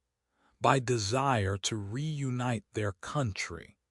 by belief that the Americans were invaders who had to be expelled regardless of cost. They lived in primitive conditions, shelters dug into hillsides, hammocks strung between trees, food that was often inadequate, medical care that was minimal, constant danger from bombing and from disease, from malaria and dysentery and infected wounds, from exhaustion and from despair that came from months or years in jungle with no leave, no relief, no certainty of survival. Many died, perhaps 30,000 over the course of the war, though numbers are uncertain because records were not kept carefully, because acknowledging casualties might have hurt morale, because the policy was to emphasize sacrifice and duty rather than dwelling on losses. The women on the trail were not just support staff, but were combat troops, operated anti-aircraft guns that brought down American planes, drove trucks through enemy fire, maintained roads under bombardment, fought with determination that matched the men's, demonstrated that the war was not gender-specific, that defending the homeland was responsibility shared by all, that the Americans faced not just military force but entire society mobilized for war, willing to endure casualties that no Western nation could accept, patient beyond what American political system could sustain. The women's contributions were celebrated in North Vietnamese propaganda, but were also genuine. The trail could not have functioned without them. The war could not have been won without their sacrifice. The victory that came in 1975 was as much theirs as the soldiers who entered Saigon in tanks. The American pilots who flew interdiction missions faced one of the war's most dangerous assignments. The North Vietnamese anti-aircraft defenses along the trail were formidable radar-guided AAA, surface-to-air missiles, heavy machine guns that could bring down low-flying aircraft, creating an environment where pilots had to fly low enough to identify targets but high enough to avoid ground fire, where the margin between effective attack and being shot down was narrow, where the weather often prevented flying, where the triple canopy concealed targets even from skilled observers, where the frustration of hitting targets that seemed to regenerate overnight was constant, where the question of whether the missions accomplished anything was unspoken but present, where many pilots died or were captured without clear evidence that their sacrifice achieved strategic purpose. The trail represented different philosophies of warfare: the American faith in technology and firepower against Vietnamese faith in human will and endurance, The American assumption that sufficient force could solve any problem against Vietnamese recognition, that some problems cannot be solved by force, that patience and persistence and acceptance of suffering can defeat enemy with superior weapons. That time is resource as valuable as technology. That the side that can endure longer will prevail regardless of casualty ratios. That the Americans had clocks while the Vietnamese had time. The trail's persistence became argument for North Vietnamese victory even before war ended. Demonstrated that the Americans could not win militarily because they could not destroy the trail, that the strategy of attrition was failing because the North could replace losses faster than the Americans could inflict them, that the bombing campaigns were not working because the trail remained open, that the only way to close the trail would be ground invasion of Laos and Cambodia that would expand the war beyond what American public would support. That the choice was between escalation to potentially nuclear war. Some advisors seriously suggested using tactical nuclear weapons to close the trail or negotiated withdrawal that would amount to defeat. We close standing in jungle where the trail passed, where the ruts are still visible, where the bomb craters have become ponds, where the bridges rebuilt so many times have finally been replaced by permanent structures, where the young who died maintaining the trail are remembered in monuments and in the stories their families tell, where the trail has become hiking path for tourists who walk in comfort along routes where once porters struggled with crushing loads, where the difficulty of the journey becomes clear when you try to walk even short section, where the recognition comes that what the Americans could not destroy was not just physical infrastructure, but was will and determination and acceptance of sacrifice, that no amount of bombing could break, that no technology could overcome. That made the trail into symbol of why the Americans could not win, why the war eventually had to end in American withdrawal, why the trail that was supposed to be cut became the route along which victory came, slowly, inexorably, one bicycle load at a time, one repaired road section at a time,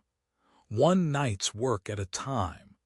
until the cumulative effect of countless small efforts by anonymous youth volunteers created strategic outcome that all the American firepower and technology could not prevent. In Paris, hotel rooms and formal conference halls where chandeliers hung like frozen tears, where delegates met to negotiate peace while soldiers died in jungles thousands of miles away, where discussions dragged through years of deadlock over issues that seemed trivial to those not present the shape of the negotiating table, whether to call it two-sided or four-sided conference, who sat where and in what order. The wording of statements that everyone knew were propaganda rather than substantive proposals. The Vietnam peace talks became symbol of how difficult it is to end wars once begun, how pride and perception and domestic politics can matter more than pragmatic settlement, how diplomacy becomes theater performed for audiences at home rather than genuine negotiation with enemy. The Paris talks began in May 1968, continued with long interruptions and resumptions until January 1973, when the Paris Peace Accords were finally signed, creating peace that lasted barely 2 years before being shattered by North Vietnamese offensive that conquered the South. The 5 years of negotiation occurred while the war intensified, while American troop levels peaked at 540,000, while Vietnamization transferred combat responsibility to South Vietnamese forces, while American casualties mounted to 58,000 dead, while Vietnamese casualties on both sides reached into the millions. The question that haunted the negotiations from the beginning was what later came to be asked explicitly. If the settlement eventually reached in 1973 could have been reached earlier, how many died while diplomats argued over table shapes and seating arrangements? If the outcome was foreordained that Americans would withdraw and the South would eventually fall, why did the dying continue for 5 years? What purpose did the additional casualties serve except to preserve American credibility and to allow Nixon to claim peace with honor rather than admitting defeat? Henry Kissinger and Leduc, though conducted the secret negotiations that produced the accords, met in private sessions away from formal conference, developed relationship that was part negotiation and part mutual respect and part manipulation, where each tried to gain advantage while preserving ability to continue talking, where the mutual deception was assumed, and the question was only whether they could reach agreement that both could present as victory to their respective audiences. Kissinger was brilliant and cynical, understood that the agreement would not bring genuine peace, but would provide decent interval between American withdrawal and South Vietnam's collapse, understood that the purpose was not to save South Vietnam, but to extract America from war without appearing to abandon an ally, to preserve American credibility for future conflicts, even as present conflict was being lost. Leduc, though, was equally skilled, understood that North Vietnam held stronger position because time favored them, because American domestic opposition to the war was growing, because the American political system could not sustain prolonged war while North Vietnamese system could, because the North had only to persist while the Americans had to win, and winning was undefined or impossible depending on how it was measured. Leduc, though, could afford to wait, to reject proposals,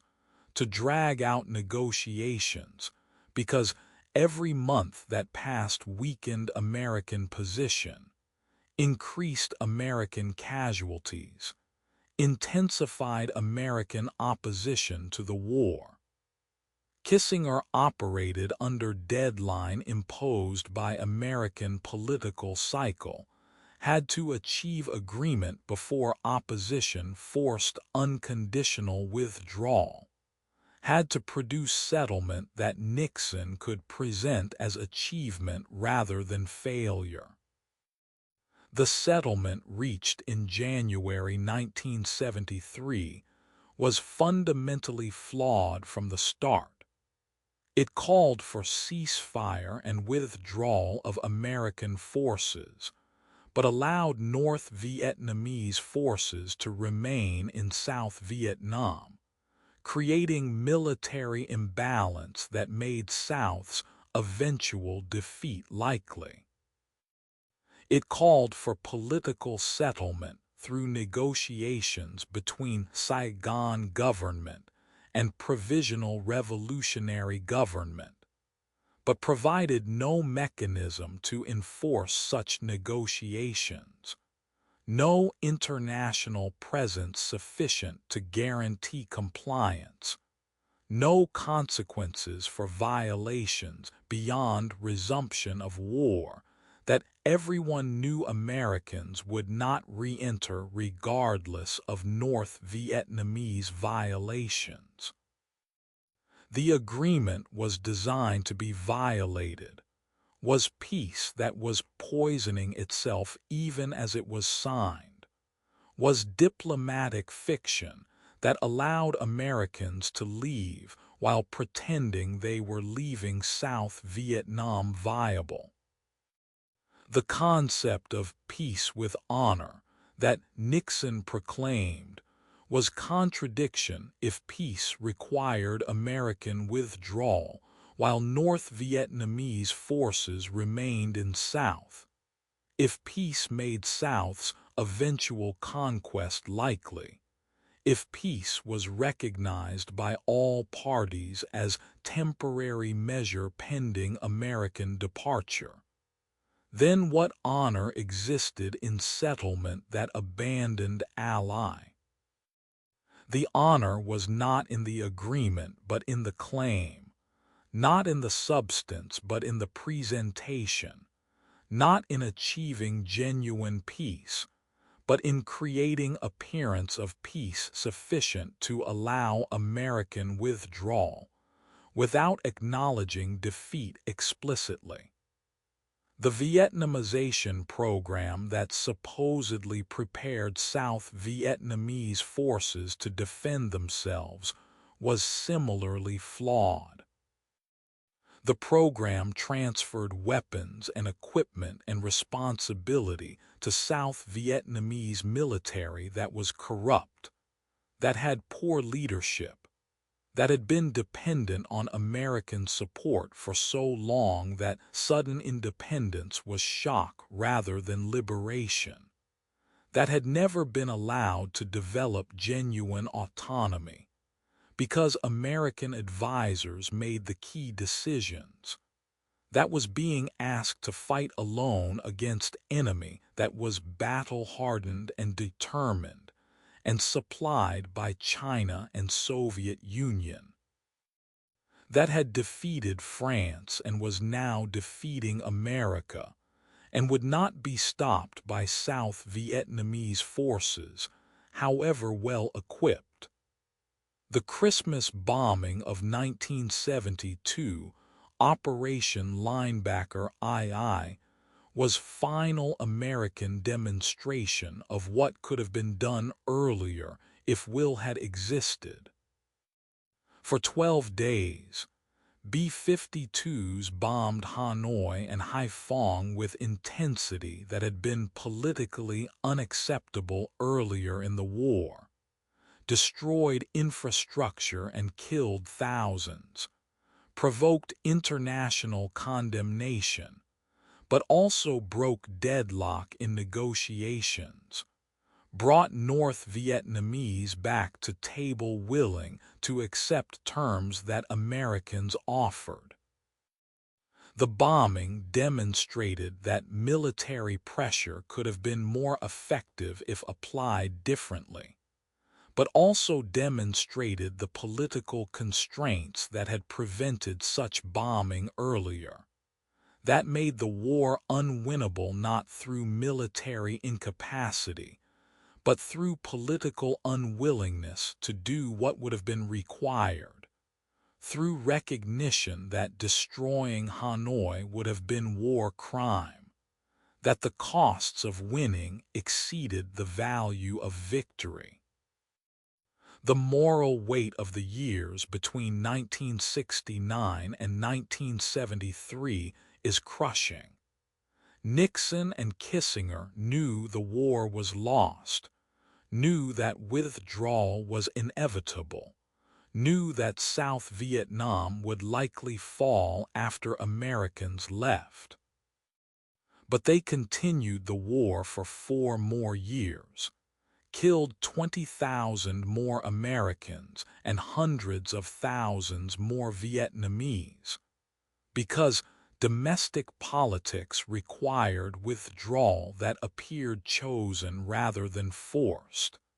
that preserved presidential credibility even as national credibility was being destroyed,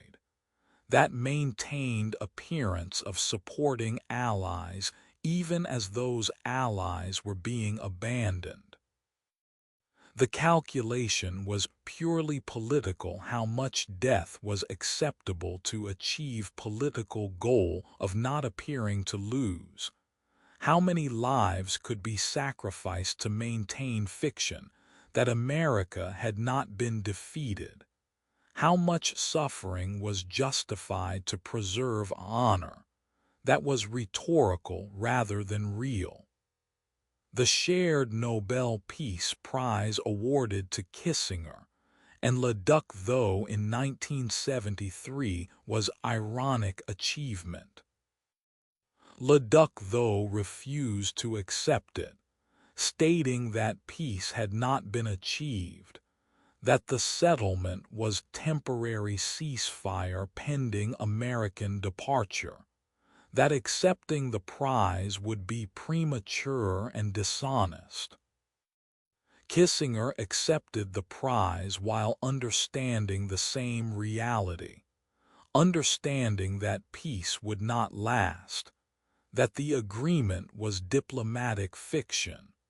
that the prize honored not achievement but intention or appearance or simply desire to end the war that international community shared regardless of whether the ending could properly be called peace. We close in the room where the accords were signed, where photographs captured the moment when pens touched paper, when the diplomats shook hands, when the cameras flashed and the achievement was proclaimed, when the fiction was made official through ceremony and signatures, when the reality that everyone understood but no one acknowledged that this was not peace but was American surrender disguised as settlement remained unspoken, because speaking it would have made the charade impossible, would have forced acknowledgement that the war had been lost, that the deaths had been for nothing, that the strategy had failed, that the assumptions had been wrong, that the dominoes did not fall when Vietnam reunified under communist rule, that the war that was supposed to prevent communist expansion succeeded only in killing millions and dividing America, and demonstrating the limits of military power when fighting nationalist movement on its home ground. When technology cannot compensate for lack of political will, when credibility becomes obsession that prevents rational calculation of costs and benefits, when the room where peace is made becomes the room where peace is poisoned by the lies that made it possible, by the knowledge that it is not peace but merely American exit, by the understanding that history will record this as defeat regardless of what the diplomats call it, by the silence about the additional deaths that occurred while diplomats negotiated, by the question that will not be answered because the answer is too terrible. How many died for peace with honor, when withdrawal without honor would have ended the war years earlier and would have been, for all the lives it saved, the more honorable choice. On the rooftop of the American Embassy in Saigon, on April 30, 1975, as dawn broke over a city dissolving into chaos, as North Vietnamese tanks rolled through streets where American power had once seemed unshakable, as the last helicopters lifted off carrying American personnel and select Vietnamese allies, while thousands more pressed against embassy gates begging for evacuation that would not come. The photograph was taken that would define the war's end, people climbing a ladder to helicopter perched on rooftop, the desperate scramble to escape, the knowledge that capacity was limited and most would be left behind, the visible symbol of American defeat and broken promises, and the selective salvation that prioritized some lives and abandoned others.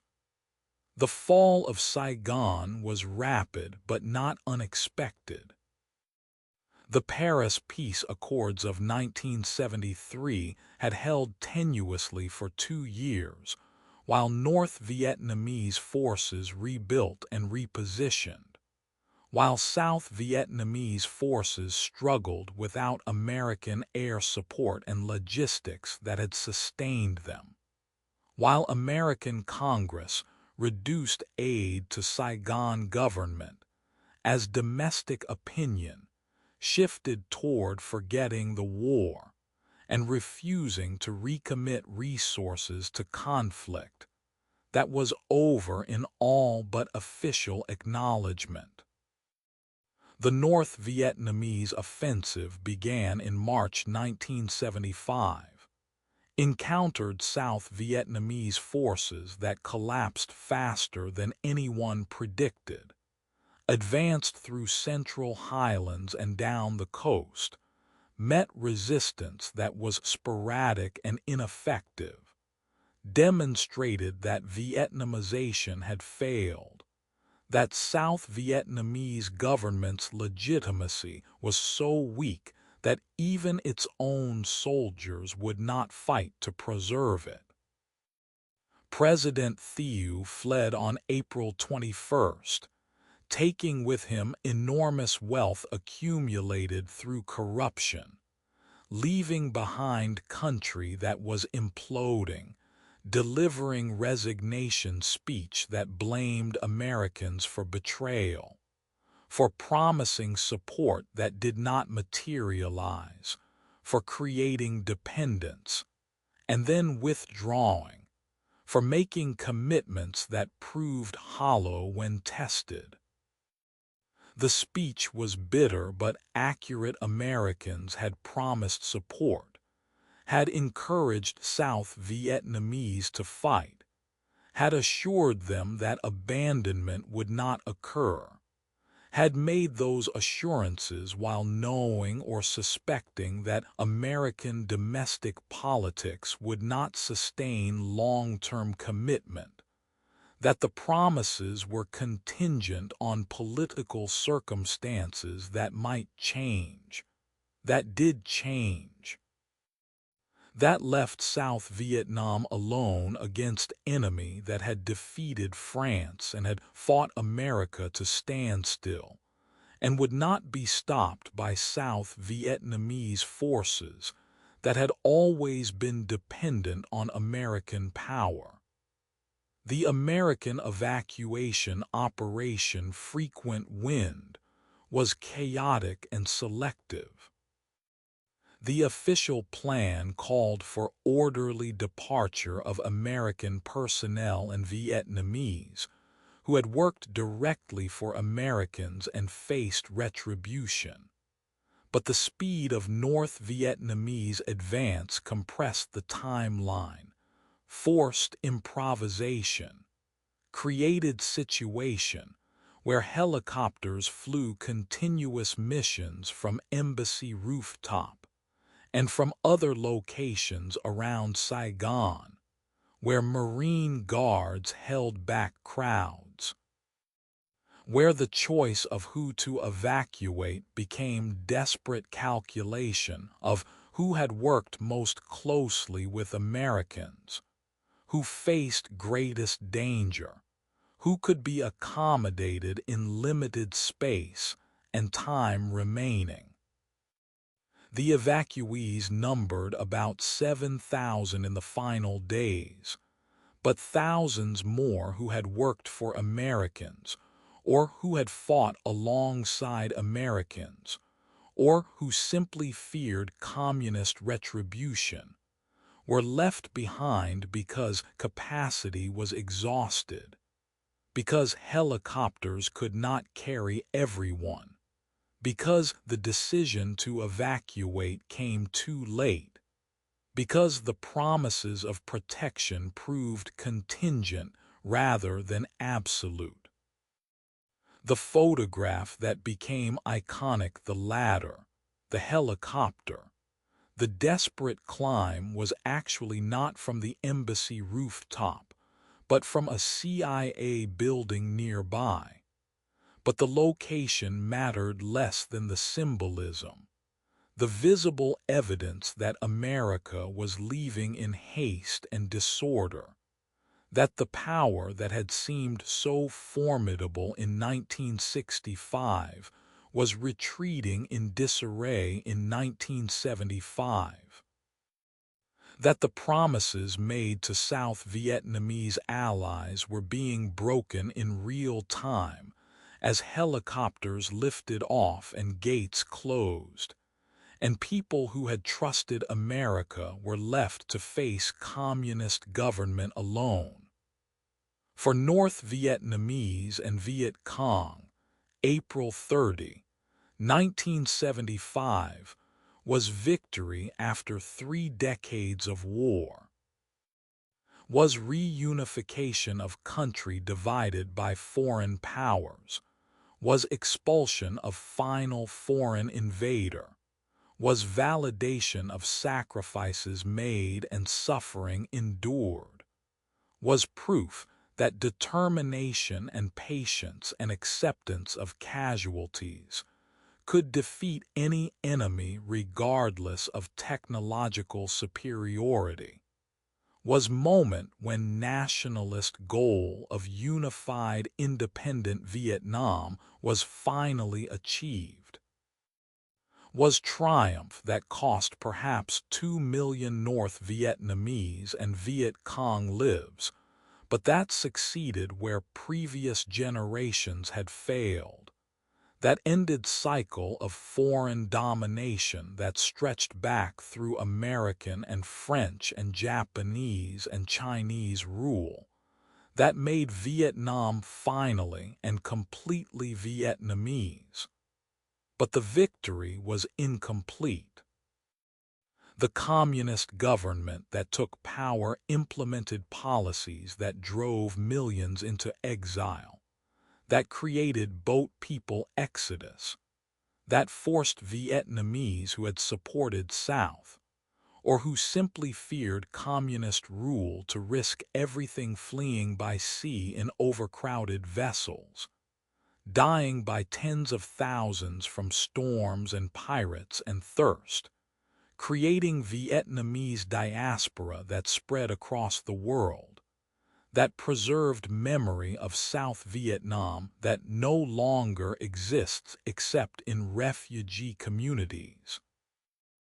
that carries complex relationship with homeland that is simultaneously home and foreign country, that is Vietnam but not the Vietnam they remember, that has changed beyond recognition from the country they fled. The re-education camps where South Vietnamese soldiers and officials and intellectuals were sent were prisons by another name, places where inmates underwent political indoctrination, where conditions ranged from harsh to brutal, where many died and others emerged traumatized, where the victor's revenge was exacted on the defeated, where the promise of reconciliation that had been part of communist propaganda gave way to reality of retribution, where the cost of losing the war was years of imprisonment and forced labor and political repression that made clear that reunification meant Northern victory and Southern subjection, rather than genuine national reconciliation. The American veterans watching on television experienced complex emotions that defied easy categorization. Relief that the war was finally over, that no more American soldiers would die in Vietnam, that the draft would end and the country could move on. Anguish that it ended this way, with allies abandoned and promises broken, and the visible defeat that the helicopter images captured. Anger at politicians who had sent them to fight and then withdrawn support, who had made the war unwinnable through restrictions, and then blamed the military for not winning, who had asked for sacrifice, and then dismissed that sacrifice as wasted, who had created situation where veterans were caught between hawks who blamed them for losing and doves who blamed them for fighting. Grief for friends who died in a war that America lost, that ended with communist victory and American retreat, that made the deaths seem meaningless because the outcome they were supposed to prevent had occurred anyway. The question that haunted many veterans was whether their service had meant anything, whether the war had any purpose beyond the credibility and containment that seemed abstract compared to the reality of combat and casualties, whether anything had been achieved that justified the sacrifice, whether the Vietnamese they had tried to help would be better off if Americans had never come, whether the war had been tragic mistake from the beginning, or had been noble cause poorly executed, or had been lost at home, rather than on battlefield, or had been unwinnable from the start because the enemy cared more and would fight longer, and would accept casualties that Americans could not accept because Vietnam was their country and America was just passing through. The Vietnamese refugees who escaped carried with them memory of South Vietnam, of the republic that had existed for 20 years and then vanished, of the government that Americans supported and then abandoned, of the society that had been imperfect and corrupt but had also been home, that had offered future that communist victory foreclosed, that had represented different possibility for Vietnam that was destroyed not through its own failure, but through American withdrawal, through congressional refusal to provide promised support, through domestic political pressures that made continuing the war impossible regardless of consequences for South Vietnamese, who had relied on American promises. The memory they carried was bitter betrayal and loss and exile that could not be reversed, that made them strangers in new lands while their homeland became foreign country under communist rule. We close standing before the Vietnam Veterans Memorial in Washington, That black granite wall bearing 58,318 names, that reflective surface where visitors see themselves among the names, where the design creates contemplation rather than glorification, where the absence of heroic rhetoric forces confrontation with loss itself. The wall was controversial when first proposed. Veterans wanted traditional monument celebrating their service. Critics found the black wall too mournful, but the wall has become sacred site where the fallen are remembered without requiring judgment about whether their deaths were meaningful, where families visit and veterans gather, and the grief is shared, where the names transform from casualty statistics into individuals, into sons and fathers and brothers whose lives ended in jungles most Americans could not locate on maps, whose sacrifice is honored even as the war that required their sacrifice remains controversial. The helicopter lifting off that Saigon rooftop, leaving people behind, carrying the image that would haunt American foreign policy for decades, represents the war's end,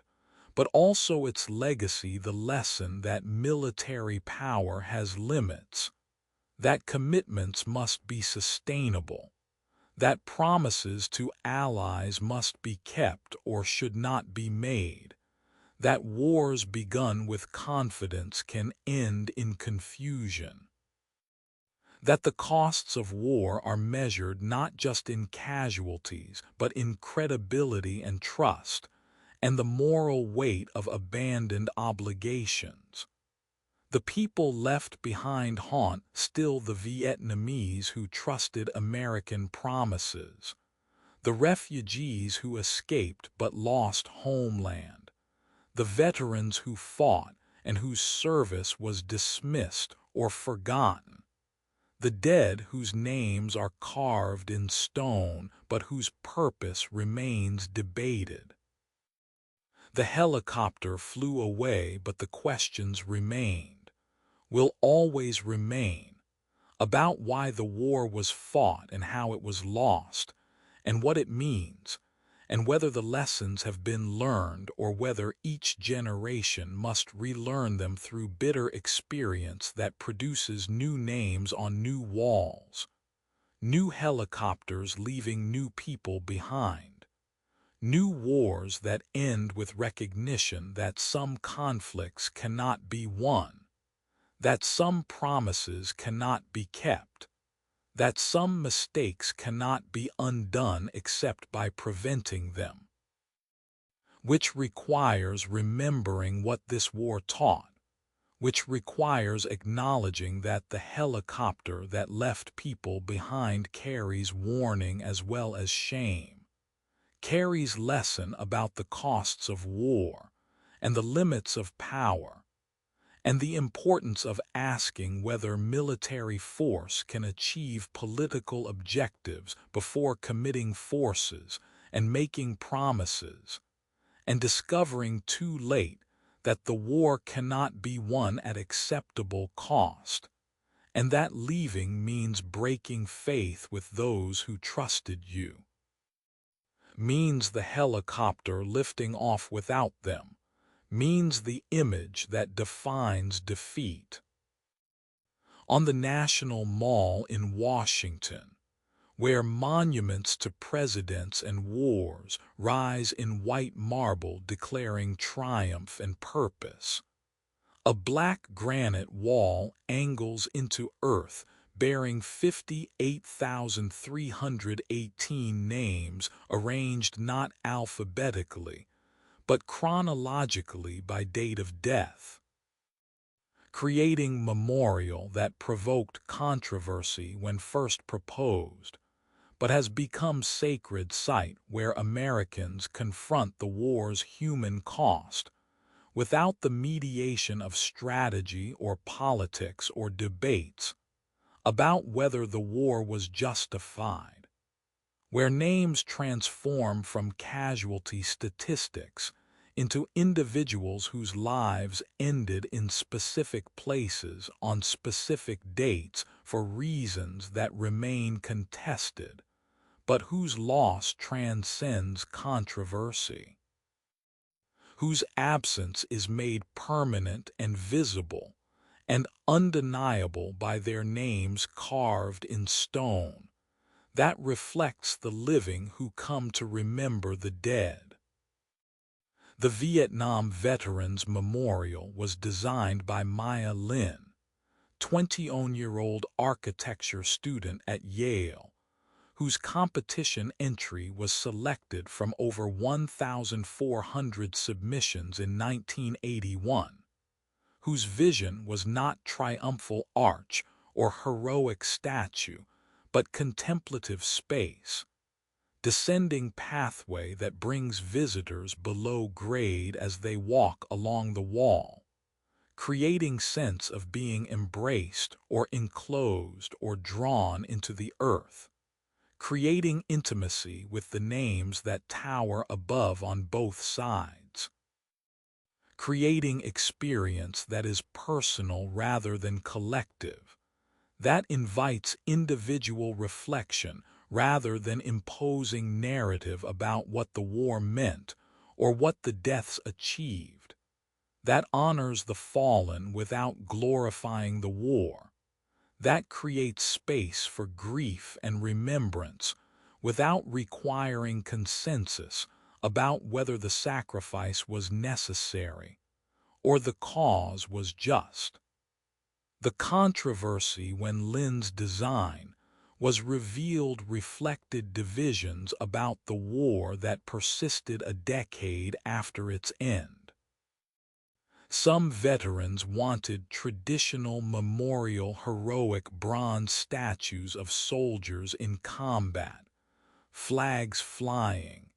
inscription proclaiming noble sacrifice, design that would declare that the veterans had served honorably even if the war had been lost, that would distinguish between the warriors and the war, that would honor the service regardless of outcome. Critics of Lin's design called it black gash of shame, said the color was wrong, black being associated with mourning and death rather than with honor and sacrifice, said the design was too abstract, too artistic, too feminine in vision, not martial enough for warriors who had fought and died,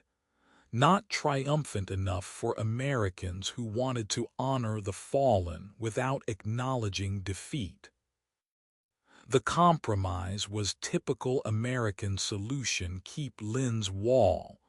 but add traditional elements to satisfy those who wanted more conventional memorial. Frederick Hart's statue of 3 servicemen, white, black, Hispanic in combat gear, was placed near the wall, providing the figurative element that some veterans wanted, creating counterpoint to Lin's abstraction. Later, the Women's Memorial was added, honoring the thousands of women, mostly nurses, who served in Vietnam, whose contributions had been overlooked, whose presence on the wall as casualties was minimal because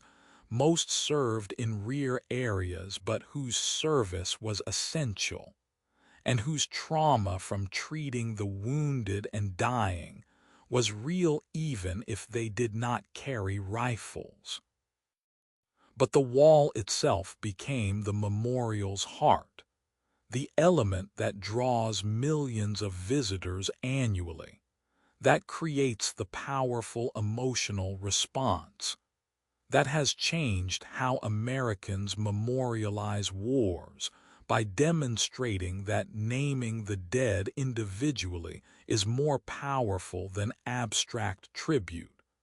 that making their sacrifice visible through their names creates connection that statistics cannot, that the act of finding a specific name and touching it or tracing it or leaving an offering beside it transforms abstract loss into personal grief, makes the war real in a way that no amount of historical analysis can achieve, forces confrontation with the reality that 58,318 is not just number but is collection of individuals whose lives ended, whose futures were taken, whose families were devastated, whose potential contributions to world will never be realized. The wall's reflective surface creates powerful effect. Visitors see themselves among the names, see the dead and the living merged in reflection, see that the war's legacy includes those who survived and remember as well as those who died and are remembered. See that separation between those who came back and those who did not is thinner than it appears. That survival creates obligation to remember, that the living carry forward the stories and sacrifices of the dead. That memory is how the dead continue to matter, how their lives retain meaning beyond the moment they were lost. The rituals that have emerged at the wall were not planned but have become tradition, the practice of taking rubbings of names, pressing paper against the stone, and using pencil to capture the name, creating portable memorial that visitors can take home, that families display, that makes connection physical and tangible. The leaving of offerings has become elaborate flowers and letters and photographs, dog tags and medals and unit patches, bottles of liquor shared one last time with fallen comrades, teddy bears for the young who died before experiencing much of life, purple hearts and combat infantry badges, and every variety of military memorabilia, mementos both sacred and personal that express grief and respect, and the continuing bond between the living and the dead. The National Park Service collects these offerings daily. The perishables are discarded. The artifacts are cataloged and stored, creating massive collection that documents how Americans remember Vietnam War dead, that preserves the personal history that supplements the official history, that shows how grief is expressed across decades as children visit fathers' names, as aging veterans visit friends' names, as high school sweethearts visit names of young men they loved who never came home, who remain forever young in memory while those who remember them age, creating gap not just of time but of experience, of the life lived versus the life lost, of the future that continued versus the future that ended. The wall has changed how Americans relate to the war. By creating non-political space for remembrance, by refusing to take position on whether the war was right or wrong, by simply naming the fallen and letting their sacrifice speak for itself. The wall has enabled healing that was not possible while the war remained fresh and the divisions remained sharp. Veterans who return to hostility have found at the wall the recognition and respect that was denied them when they came home. Families who lost sons and fathers and brothers have found at the wall the acknowledgement that their loss matters, that their loved ones are not forgotten, that the nation honors their sacrifice even if the nation remains divided about the war that required it. The wall does not resolve the moral questions about the war, does not declare whether the war was justified, or whether the deaths were meaningful, or whether the outcome makes the sacrifice worth it, does not impose narrative about heroism or tragedy or waste, simply names the dead and invites remembrance and creates space where Americans can confront the war's human cost without being required to reach consensus about what it means. The power of the wall lies precisely in this refusal to impose meaning, in its invitation to each visitor to determine for themselves what these deaths signify, what they teach, what obligation they create for the living. The debates about the war continue, whether it was winnable, whether different strategy could have succeeded, whether withdrawal was betrayal or wisdom, whether the domino theory was valid or paranoid, whether American intervention was justified or was imperialism, whether the veterans served nobly or were tools of policy that was misguided, whether the war's lessons have been learned or must be relearned by each generation. But at the wall, the debates fall away, or at least are suspended. At the wall, what matters is not policy or strategy, but people-specific individuals whose names are carved in stone,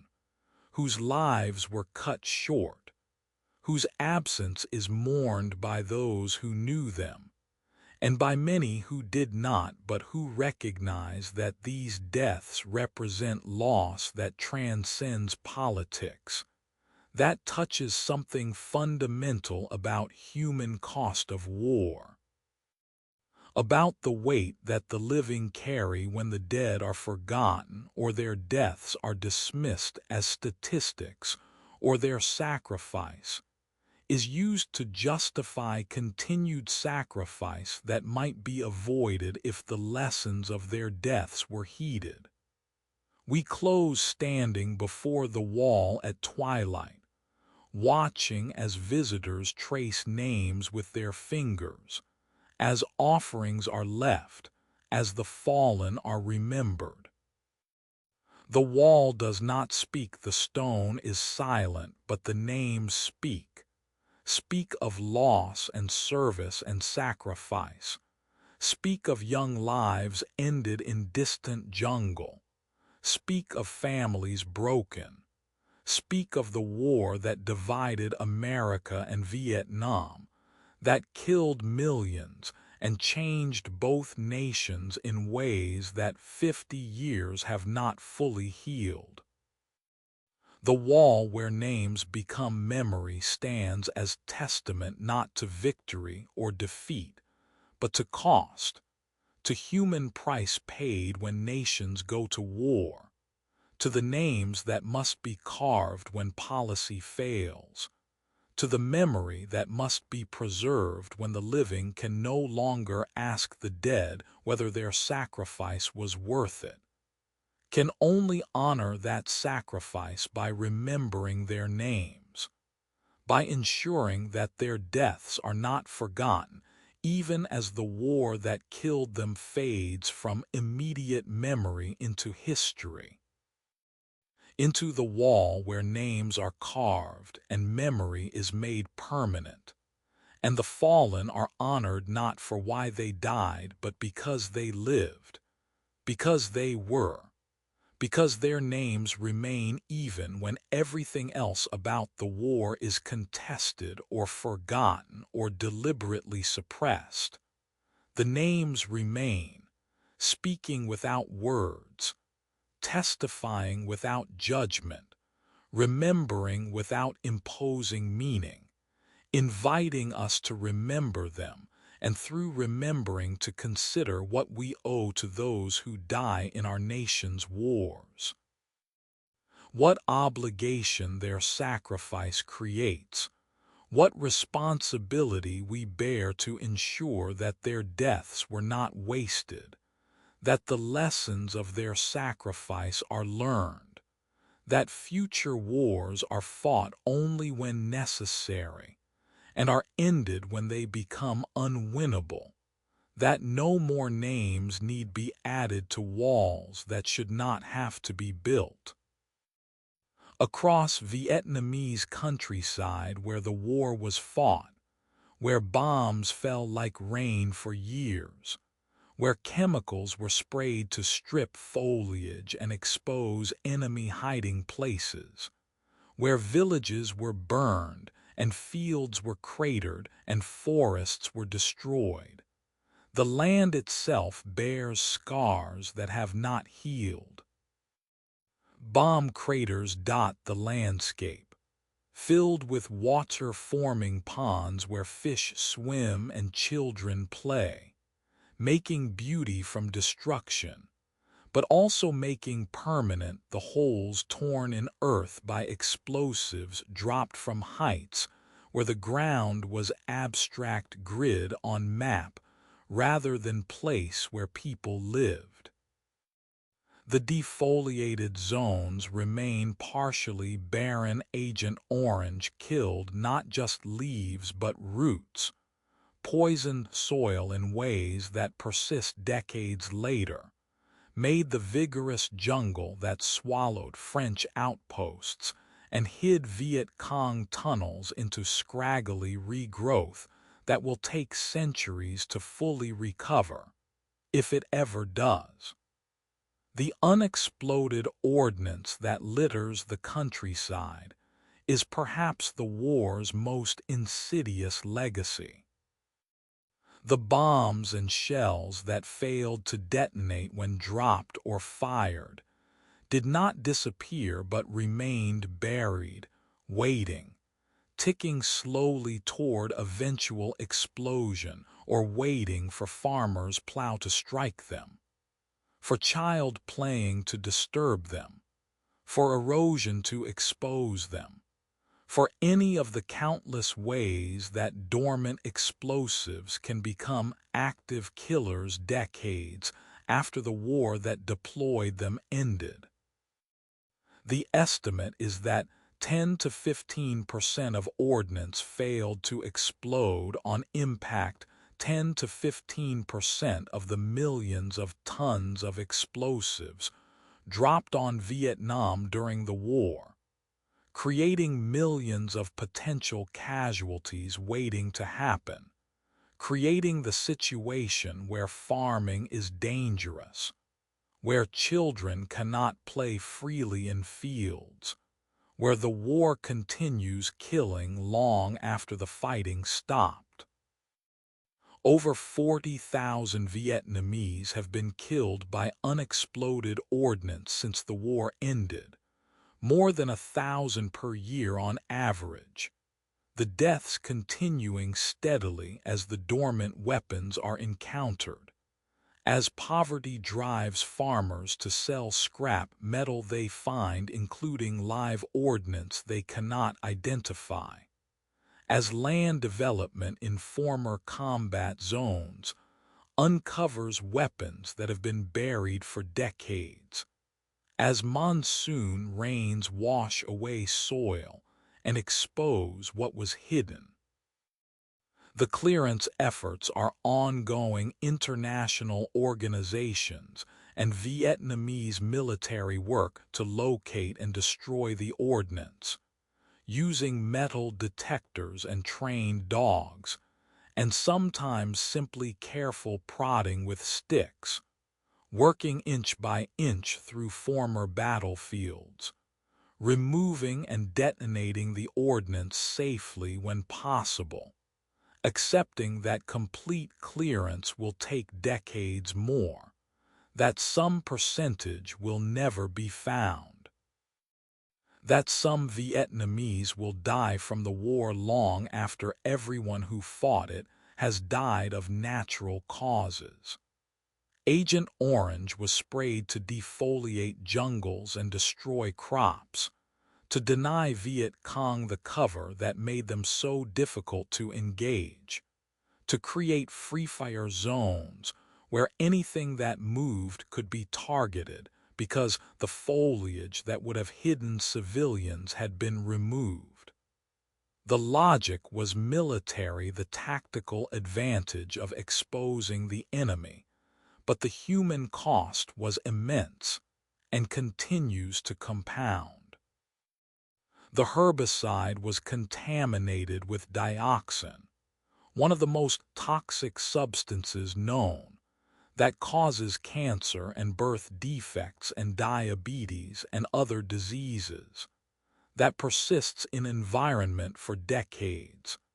that enters food chain through contaminated soil and water, that affects people who were never directly sprayed but who ate fish from contaminated rivers or vegetables grown in contaminated soil. That passes from generation to generation as genetic damage affects children and grandchildren of those exposed. The Vietnamese children born with birth defects linked to Agent Orange number in the hundreds of thousands: spina bifida, cleft palate, extra digits, missing digits, severe physical and intellectual disabilities, conditions that Vietnamese doctors recognize immediately as products of dioxin exposure, that affect families that had no connection to war except living in regions where Agent Orange was sprayed, that create suffering that will continue for generations because the contamination persists, because the dioxin breaks down slowly, because the cleanup of hotspots is expensive and incomplete,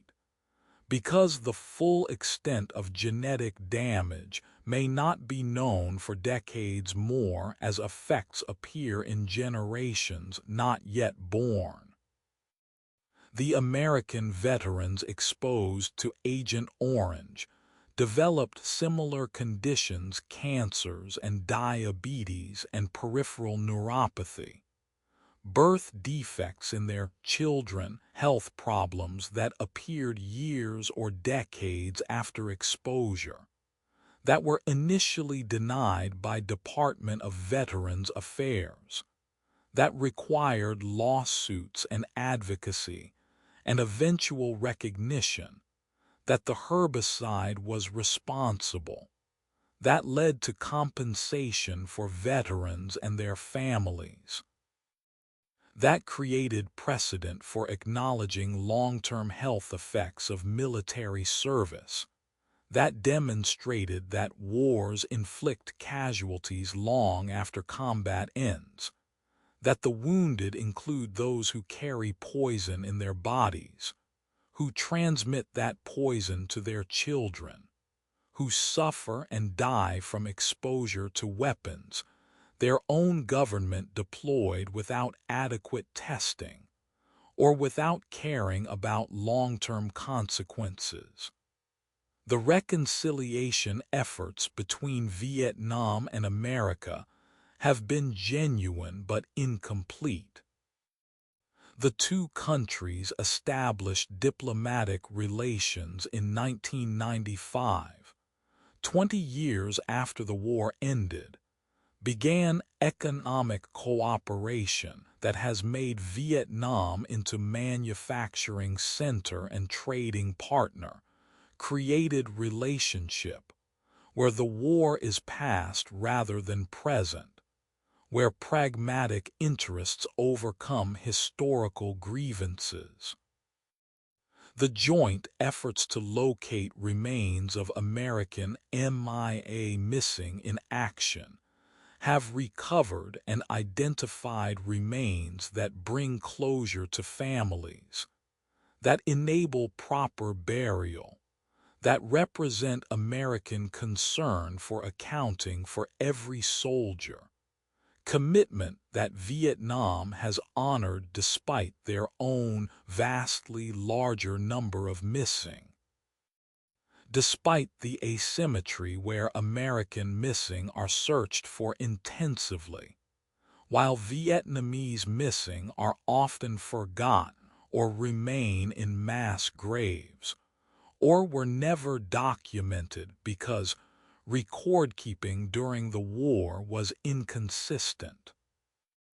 The American funding for prosthetics and landmine removal and dioxin cleanup represents acknowledgement of responsibility without admission of legal liability, represents humanitarian assistance that addresses the war's continuing consequences without requiring litigation or compensation, represents practical approach to healing wounds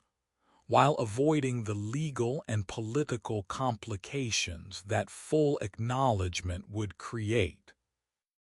The Vietnamese acceptance of this assistance without demanding full compensation or apology represents pragmatic decision to move forward, to build relationship with former enemy that is now important trade partner and potential security partner against China, to let past wounds heal rather than insisting they be fully redressed, to recognize that dwelling on grievances serves no purpose when the alternative is economic development and normal relations that benefit both countries. But the fields remember. The silence where villages stood speaks of what was lost when the war destroyed not just buildings but communities, not just individual lives but the social fabric that held villages together, that connected people to land and to ancestors buried in that land, that gave meaning to existence beyond survival. The bomb craters and defoliated zones and unexploded ordnance testify to violence that modern warfare inflicts not just on soldiers, but on landscape itself, on ecology and environment, on the earth that will carry the war's marks long after human memory fades, that will pass those marks to future generations who had no part in the conflict, but inherit its consequences. We close standing in rice paddy where green shoots grow again, where farmers work land that their ancestors worked before the war came, where water buffalo pull plows and women plant rice seedlings in patterns that have not changed in centuries, where life continues despite the buried bombs and chemical residue, where resilience of human spirit and Earth's capacity for renewal offer hope that even the deepest wounds can heal, that even the most poisoned land can eventually grow food again, that even the most scarred people can eventually find peace, that the silence of the fields is not only silence of loss, but also silence of healing, of time passing, of generations succeeding generations, of the dead being mourned and buried and remembered while the living continue, as they must, as they always have, tending the land and raising children and building future that the war tried to destroy but could not prevent, that emerges from the ruins not by forgetting but by choosing to move forward. To let healing happen while acknowledging that some scars remain, that the fields where silence speaks carry both memory and hope, that the past cannot be changed but the future can be built, that the war ended but life continues, that Vietnam survived and rebuilt and became nation again, whole if not healed, united if not entirely reconciled, moving forward into future that the war almost foreclosed, but that the Vietnamese people preserved through endurance and sacrifice, that exceeded what any nation should have been required to bear, but that they bore anyway and survived and prevailed, not through defeating America militarily, but through outlasting America politically, through accepting casualties that America could not accept, through understanding that time was on their side, that the fields would still be there after the Americans left, that the silence that followed the bombs would eventually be filled not with explosions, but with the sounds of ordinary life, children playing, farmers planting, families gathering, the sounds of a nation that survived and remembers and speaks through the silence of its fields, where the war was fought, and where peace was born from the earth that absorbed the blood and the chemicals and the explosives and somehow, impossibly, made life possible again. In Pentagon halls where future conflicts are planned, in policy seminars where previous wars are analyzed, in veterans' memoirs that attempt to explain what happened and why,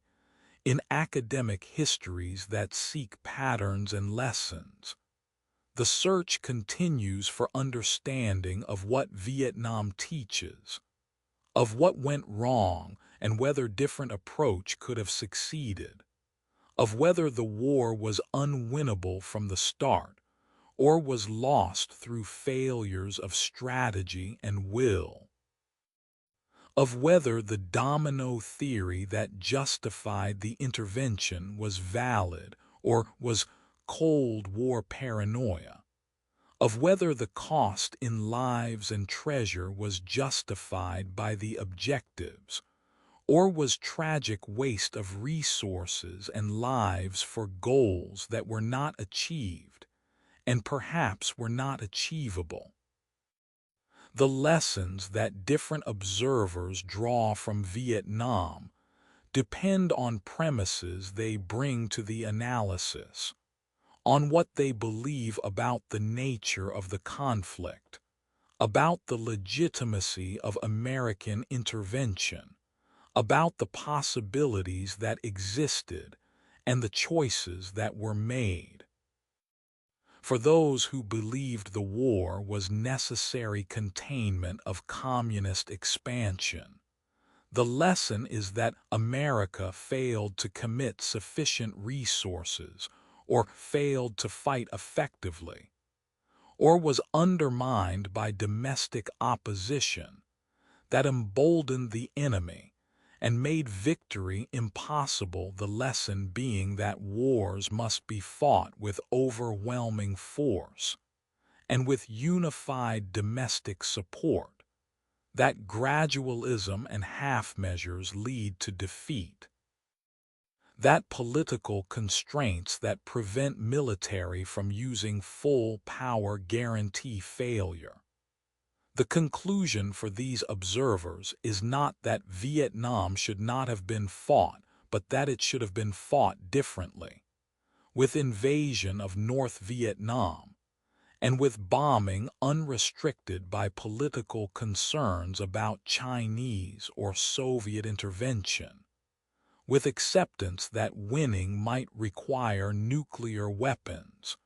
with willingness to accept American casualties in hundreds of thousands if that was price of victory.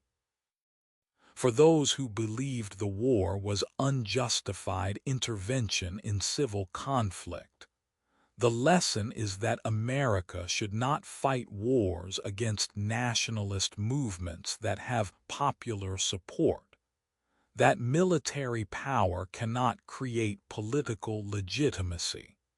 that supporting corrupt authoritarian regimes in name of anti-communism undermines American values and creates situations where victory means incompatible with democratic principles. That the domino theory was false as evidenced by fact that when Vietnam fell to communism, the predicted cascade did not occur. Thailand and Malaysia and Indonesia did not fall. The containment policy's assumption that communism was monolithic force that would spread unless stopped everywhere was wrong. Vietnam's communism was primarily nationalist. China and Vietnam fought border war in 1979, proving that communist solidarity was weaker than national interests. The Vietnam Syndrome that shaped American military policy for decades reflected the lesson that wars of choice should be avoided, that ground wars in Asia should not be fought, that commitment of American forces requires clear objectives and overwhelming force, an exit strategy and broad domestic support, that incremental escalation without defined endpoint creates quagmire from which extraction becomes impossible without admitting defeat. The Powell Doctrine that codified these lessons insisted on using decisive force when force was used, on having political objective clearly defined, on ensuring domestic support before committing forces, on avoiding gradual escalation that allows enemy to adapt, and that bleeds American will through sustained casualties without decisive outcome. The doctrine represented institutional memory of Vietnam, reflected determination not to repeat mistakes, insisted on conditions that would prevent another protracted conflict without defined goals or achievable victory conditions. But the lessons seem to require relearning. The wars in Iraq and Afghanistan echoed Vietnam's patterns in troubling ways. Initial confidence gave way to grinding stalemate. Nation-building proved harder than defeating armies. Nationalist resistance was underestimated. Technological advantage could not compensate for lack of political legitimacy. Enemy that was defeated militarily regenerated politically. Difficulty of distinguishing friend from enemy in counterinsurgency created situation where civilian casualties alienated population. Metrics of progress measured activity rather than actual advance toward definable goal. Political pressure to show results led to optimistic reports that contradicted reality on ground. Withdrawal eventually occurred not because objectives were achieved, but because cost of continuing exceeded political will to persist. The fundamental question Vietnam poses is what military power can achieve, and what are its limits? The war demonstrated that even the world's most powerful military cannot defeat determined resistance fighting on home ground. That superior firepower cannot compensate for lack of political legitimacy.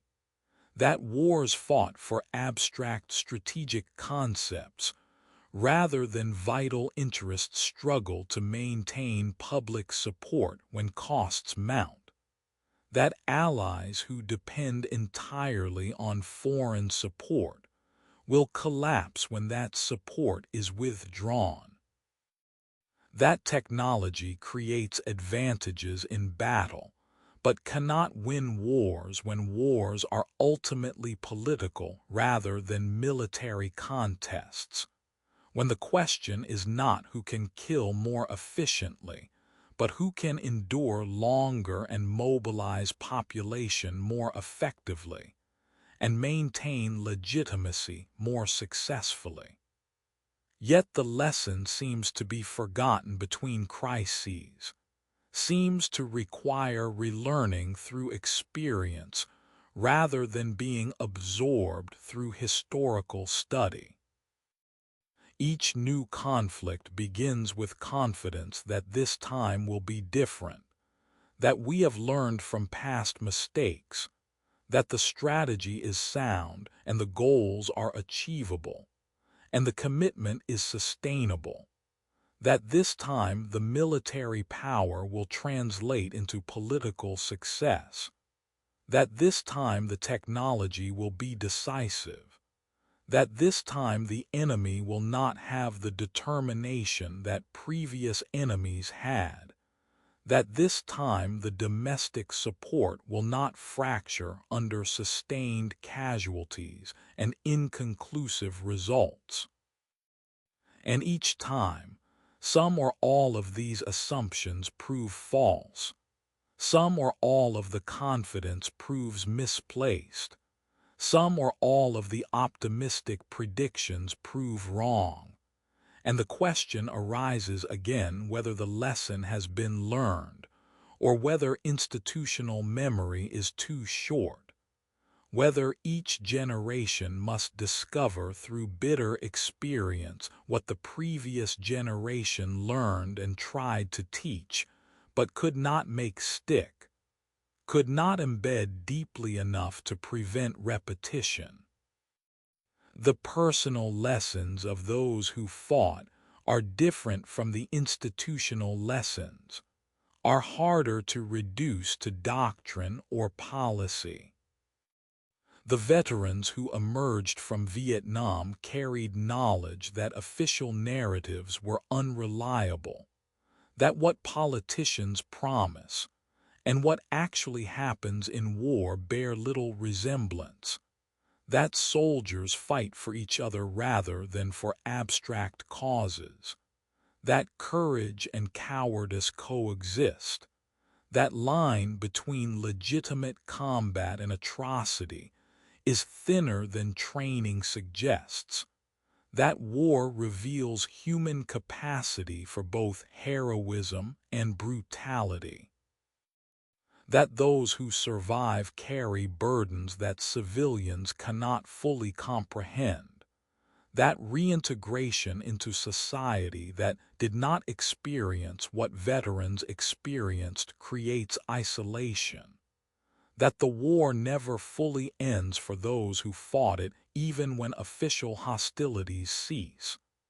that the question of whether the deaths were meaningful can never be fully answered because meaning is not inherent in death, but is created by how survivors understand and respond to those deaths. The lesson that the war could have been avoided, that the initial decision to intervene was error, that subsequent escalations were attempts to avoid admitting error, that sunk costs created pressure to continue rather than being reason to continue, that withdrawal that should have occurred in 1965 or 1968 or 1969 was delayed until 1973 by presidents who feared being first to lose a war, who valued their political reputations more than lives of soldiers who continued dying for a cause that was already lost. This lesson seems too terrible to fully acknowledge, seems to require admitting that American political system failed catastrophically, that checks and balances did not prevent disaster, that democratic processes did not force accountability until after the damage was done, that the deaths were not just tragic but were avoidable, that 58,000 Americans and 3 million Vietnamese died for reasons that were inadequate, that the war was not worth fighting and certainly was not worth continuing once it became clear that victory was not achievable at acceptable cost. We close with the recognition that Vietnam's lessons are both clear and contested, that different observers draw different conclusions,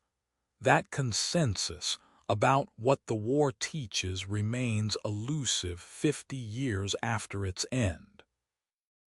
The Hawks believe the war could have been won with different strategy. The Doves believe the war should not have been fought. The veterans believe the war should be remembered for their service, regardless of the war's purposes. The Vietnamese believe the war was necessary resistance to foreign aggression, regardless of the system that emerged afterward. The lessons multiply rather than converging, suggest that perhaps the search for lessons is itself misguided, that wars are too complex and too contingent to yield clear guidance, that each conflict is unique enough that previous experience provides only limited instruction, that the human tendency to fight wars will continue regardless of lessons, because the decision to go to war is driven by current fears and ambitions rather than by historical precedents, by the conviction that this time is different rather than by recognition that some patterns repeat regardless of technology or tactics, that the lesson that remains unlearned may be unlearnable because learning it requires acknowledging limits of national power and wisdom, requires accepting that some problems cannot be solved through military force, requires admitting that wars begun with confidence can end in disaster, requires humility that great powers rarely possess, requires restraint that domestic politics rarely rewards, requires the courage to not fight rather than the courage to fight, requires understanding that the hardest lesson of Vietnam is not how to fight wars better, but how to avoid fighting wars that should not be fought, how to distinguish between conflicts that are necessary and conflicts that are merely possible, how to calculate costs honestly before committing rather than discovering costs through experience, how to end wars that are failing before the casualties mount to levels that make the war impossible to justify, but also impossible to abandon without admitting error. How to learn from Vietnam not just tactical lessons about counterinsurgency, but strategic lessons about the limits of what military power can achieve, about the costs of credibility pursued beyond reason, about the dangers of incrementalism without defined endpoint, about the necessity of honest assessment even when honesty requires acknowledging failure, about the lesson that remains unlearned because learning it requires remembering not just what we want to remember, but also what we want to forget, requires confronting not just the heroism and sacrifice, but also the errors and waste and the deaths that achieved nothing, requires acknowledging that Vietnam's lesson is less about how to win wars than about how to avoid them, less about strategy than about wisdom, less about power than about limits, less about what we can do than about what we should do. The lesson that remains unlearned because learning it is painful, because it requires admitting that great powers can make catastrophic mistakes, that wars can be lost, that intentions do not matter if outcomes are disastrous, that the lesson is available but must be chosen, must be remembered and applied rather than simply studied and filed away until the next crisis when confidence rises again, and the cycle repeats, and the question returns whether this time, finally, the lesson has been learned or whether once again we will discover through experience what history could have taught us if only we had been willing to listen, to learn, to remember, to apply the lesson that Vietnam offers, the lesson that remains unlearned. That some wars should not be fought, that some causes are not worth the cost, that wisdom sometimes requires restraint rather than action, that the hardest courage is the courage to not fight, that the greatest strength is the strength to admit error and change course, that the most important lesson is knowing which lessons matter, and having the wisdom and humility to apply them before the casualties accumulate, and the costs become unbearable, and the lesson is learned again through suffering that could have been avoided if only the previous lesson had been remembered, if only the unlearned lesson had been learned. Closing. The war that continues teaching the Vietnam War ended in 1975, but continues teaching. Continues asking questions that each generation must answer. When should nations go to war? What can military power achieve? What are the limits of force? How do we honor those who serve without glorifying the wars they fight? How do we remember the dead without valorizing their deaths? How do we learn from mistakes without dishonoring those who made sacrifices that the mistakes required? The war divided the world, but particularly divided America, created rifts that persist in how we remember the war, in what lessons we draw from it, in whether we view it as noble cause betrayed or tragic error compounded. The divisions mean that consensus about Vietnam remains impossible, that the search for lessons continues, that each new conflict revives the debates, that the war's legacy is not settled history, but ongoing argument about American power and purpose. We have walked through jungles where monsoons fell, through tunnels where darkness swallowed light, through cities where Tet shattered illusions, through campuses where spring turned red, through trails that never closed, through rooms where peace was poisoned, through helicopters that left people behind, through walls where names become memory, through fields where silence speaks. We have witnessed war that killed millions and changed nations and taught lessons that remain contested. As sleep approaches, we carry these lessons forward, carry the weight of what was lost and what was learned, carry the recognition that wars are easier to start than to end, that commitments are easier to make than to keep, that confidence is easier to maintain than to justify, that the costs are always higher than predicted,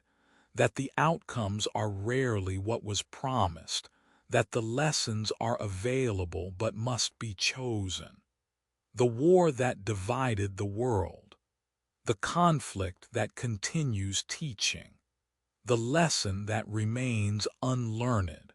forever asking whether we will remember, forever warning of what happens when we forget, forever the teacher that speaks through silence, through names on walls, through scars on land, through memories of those who fought and those who died and those who survived and those who were never the same. Sleep now. The war is over, but its questions persist. The teaching continues. The lesson waits forever.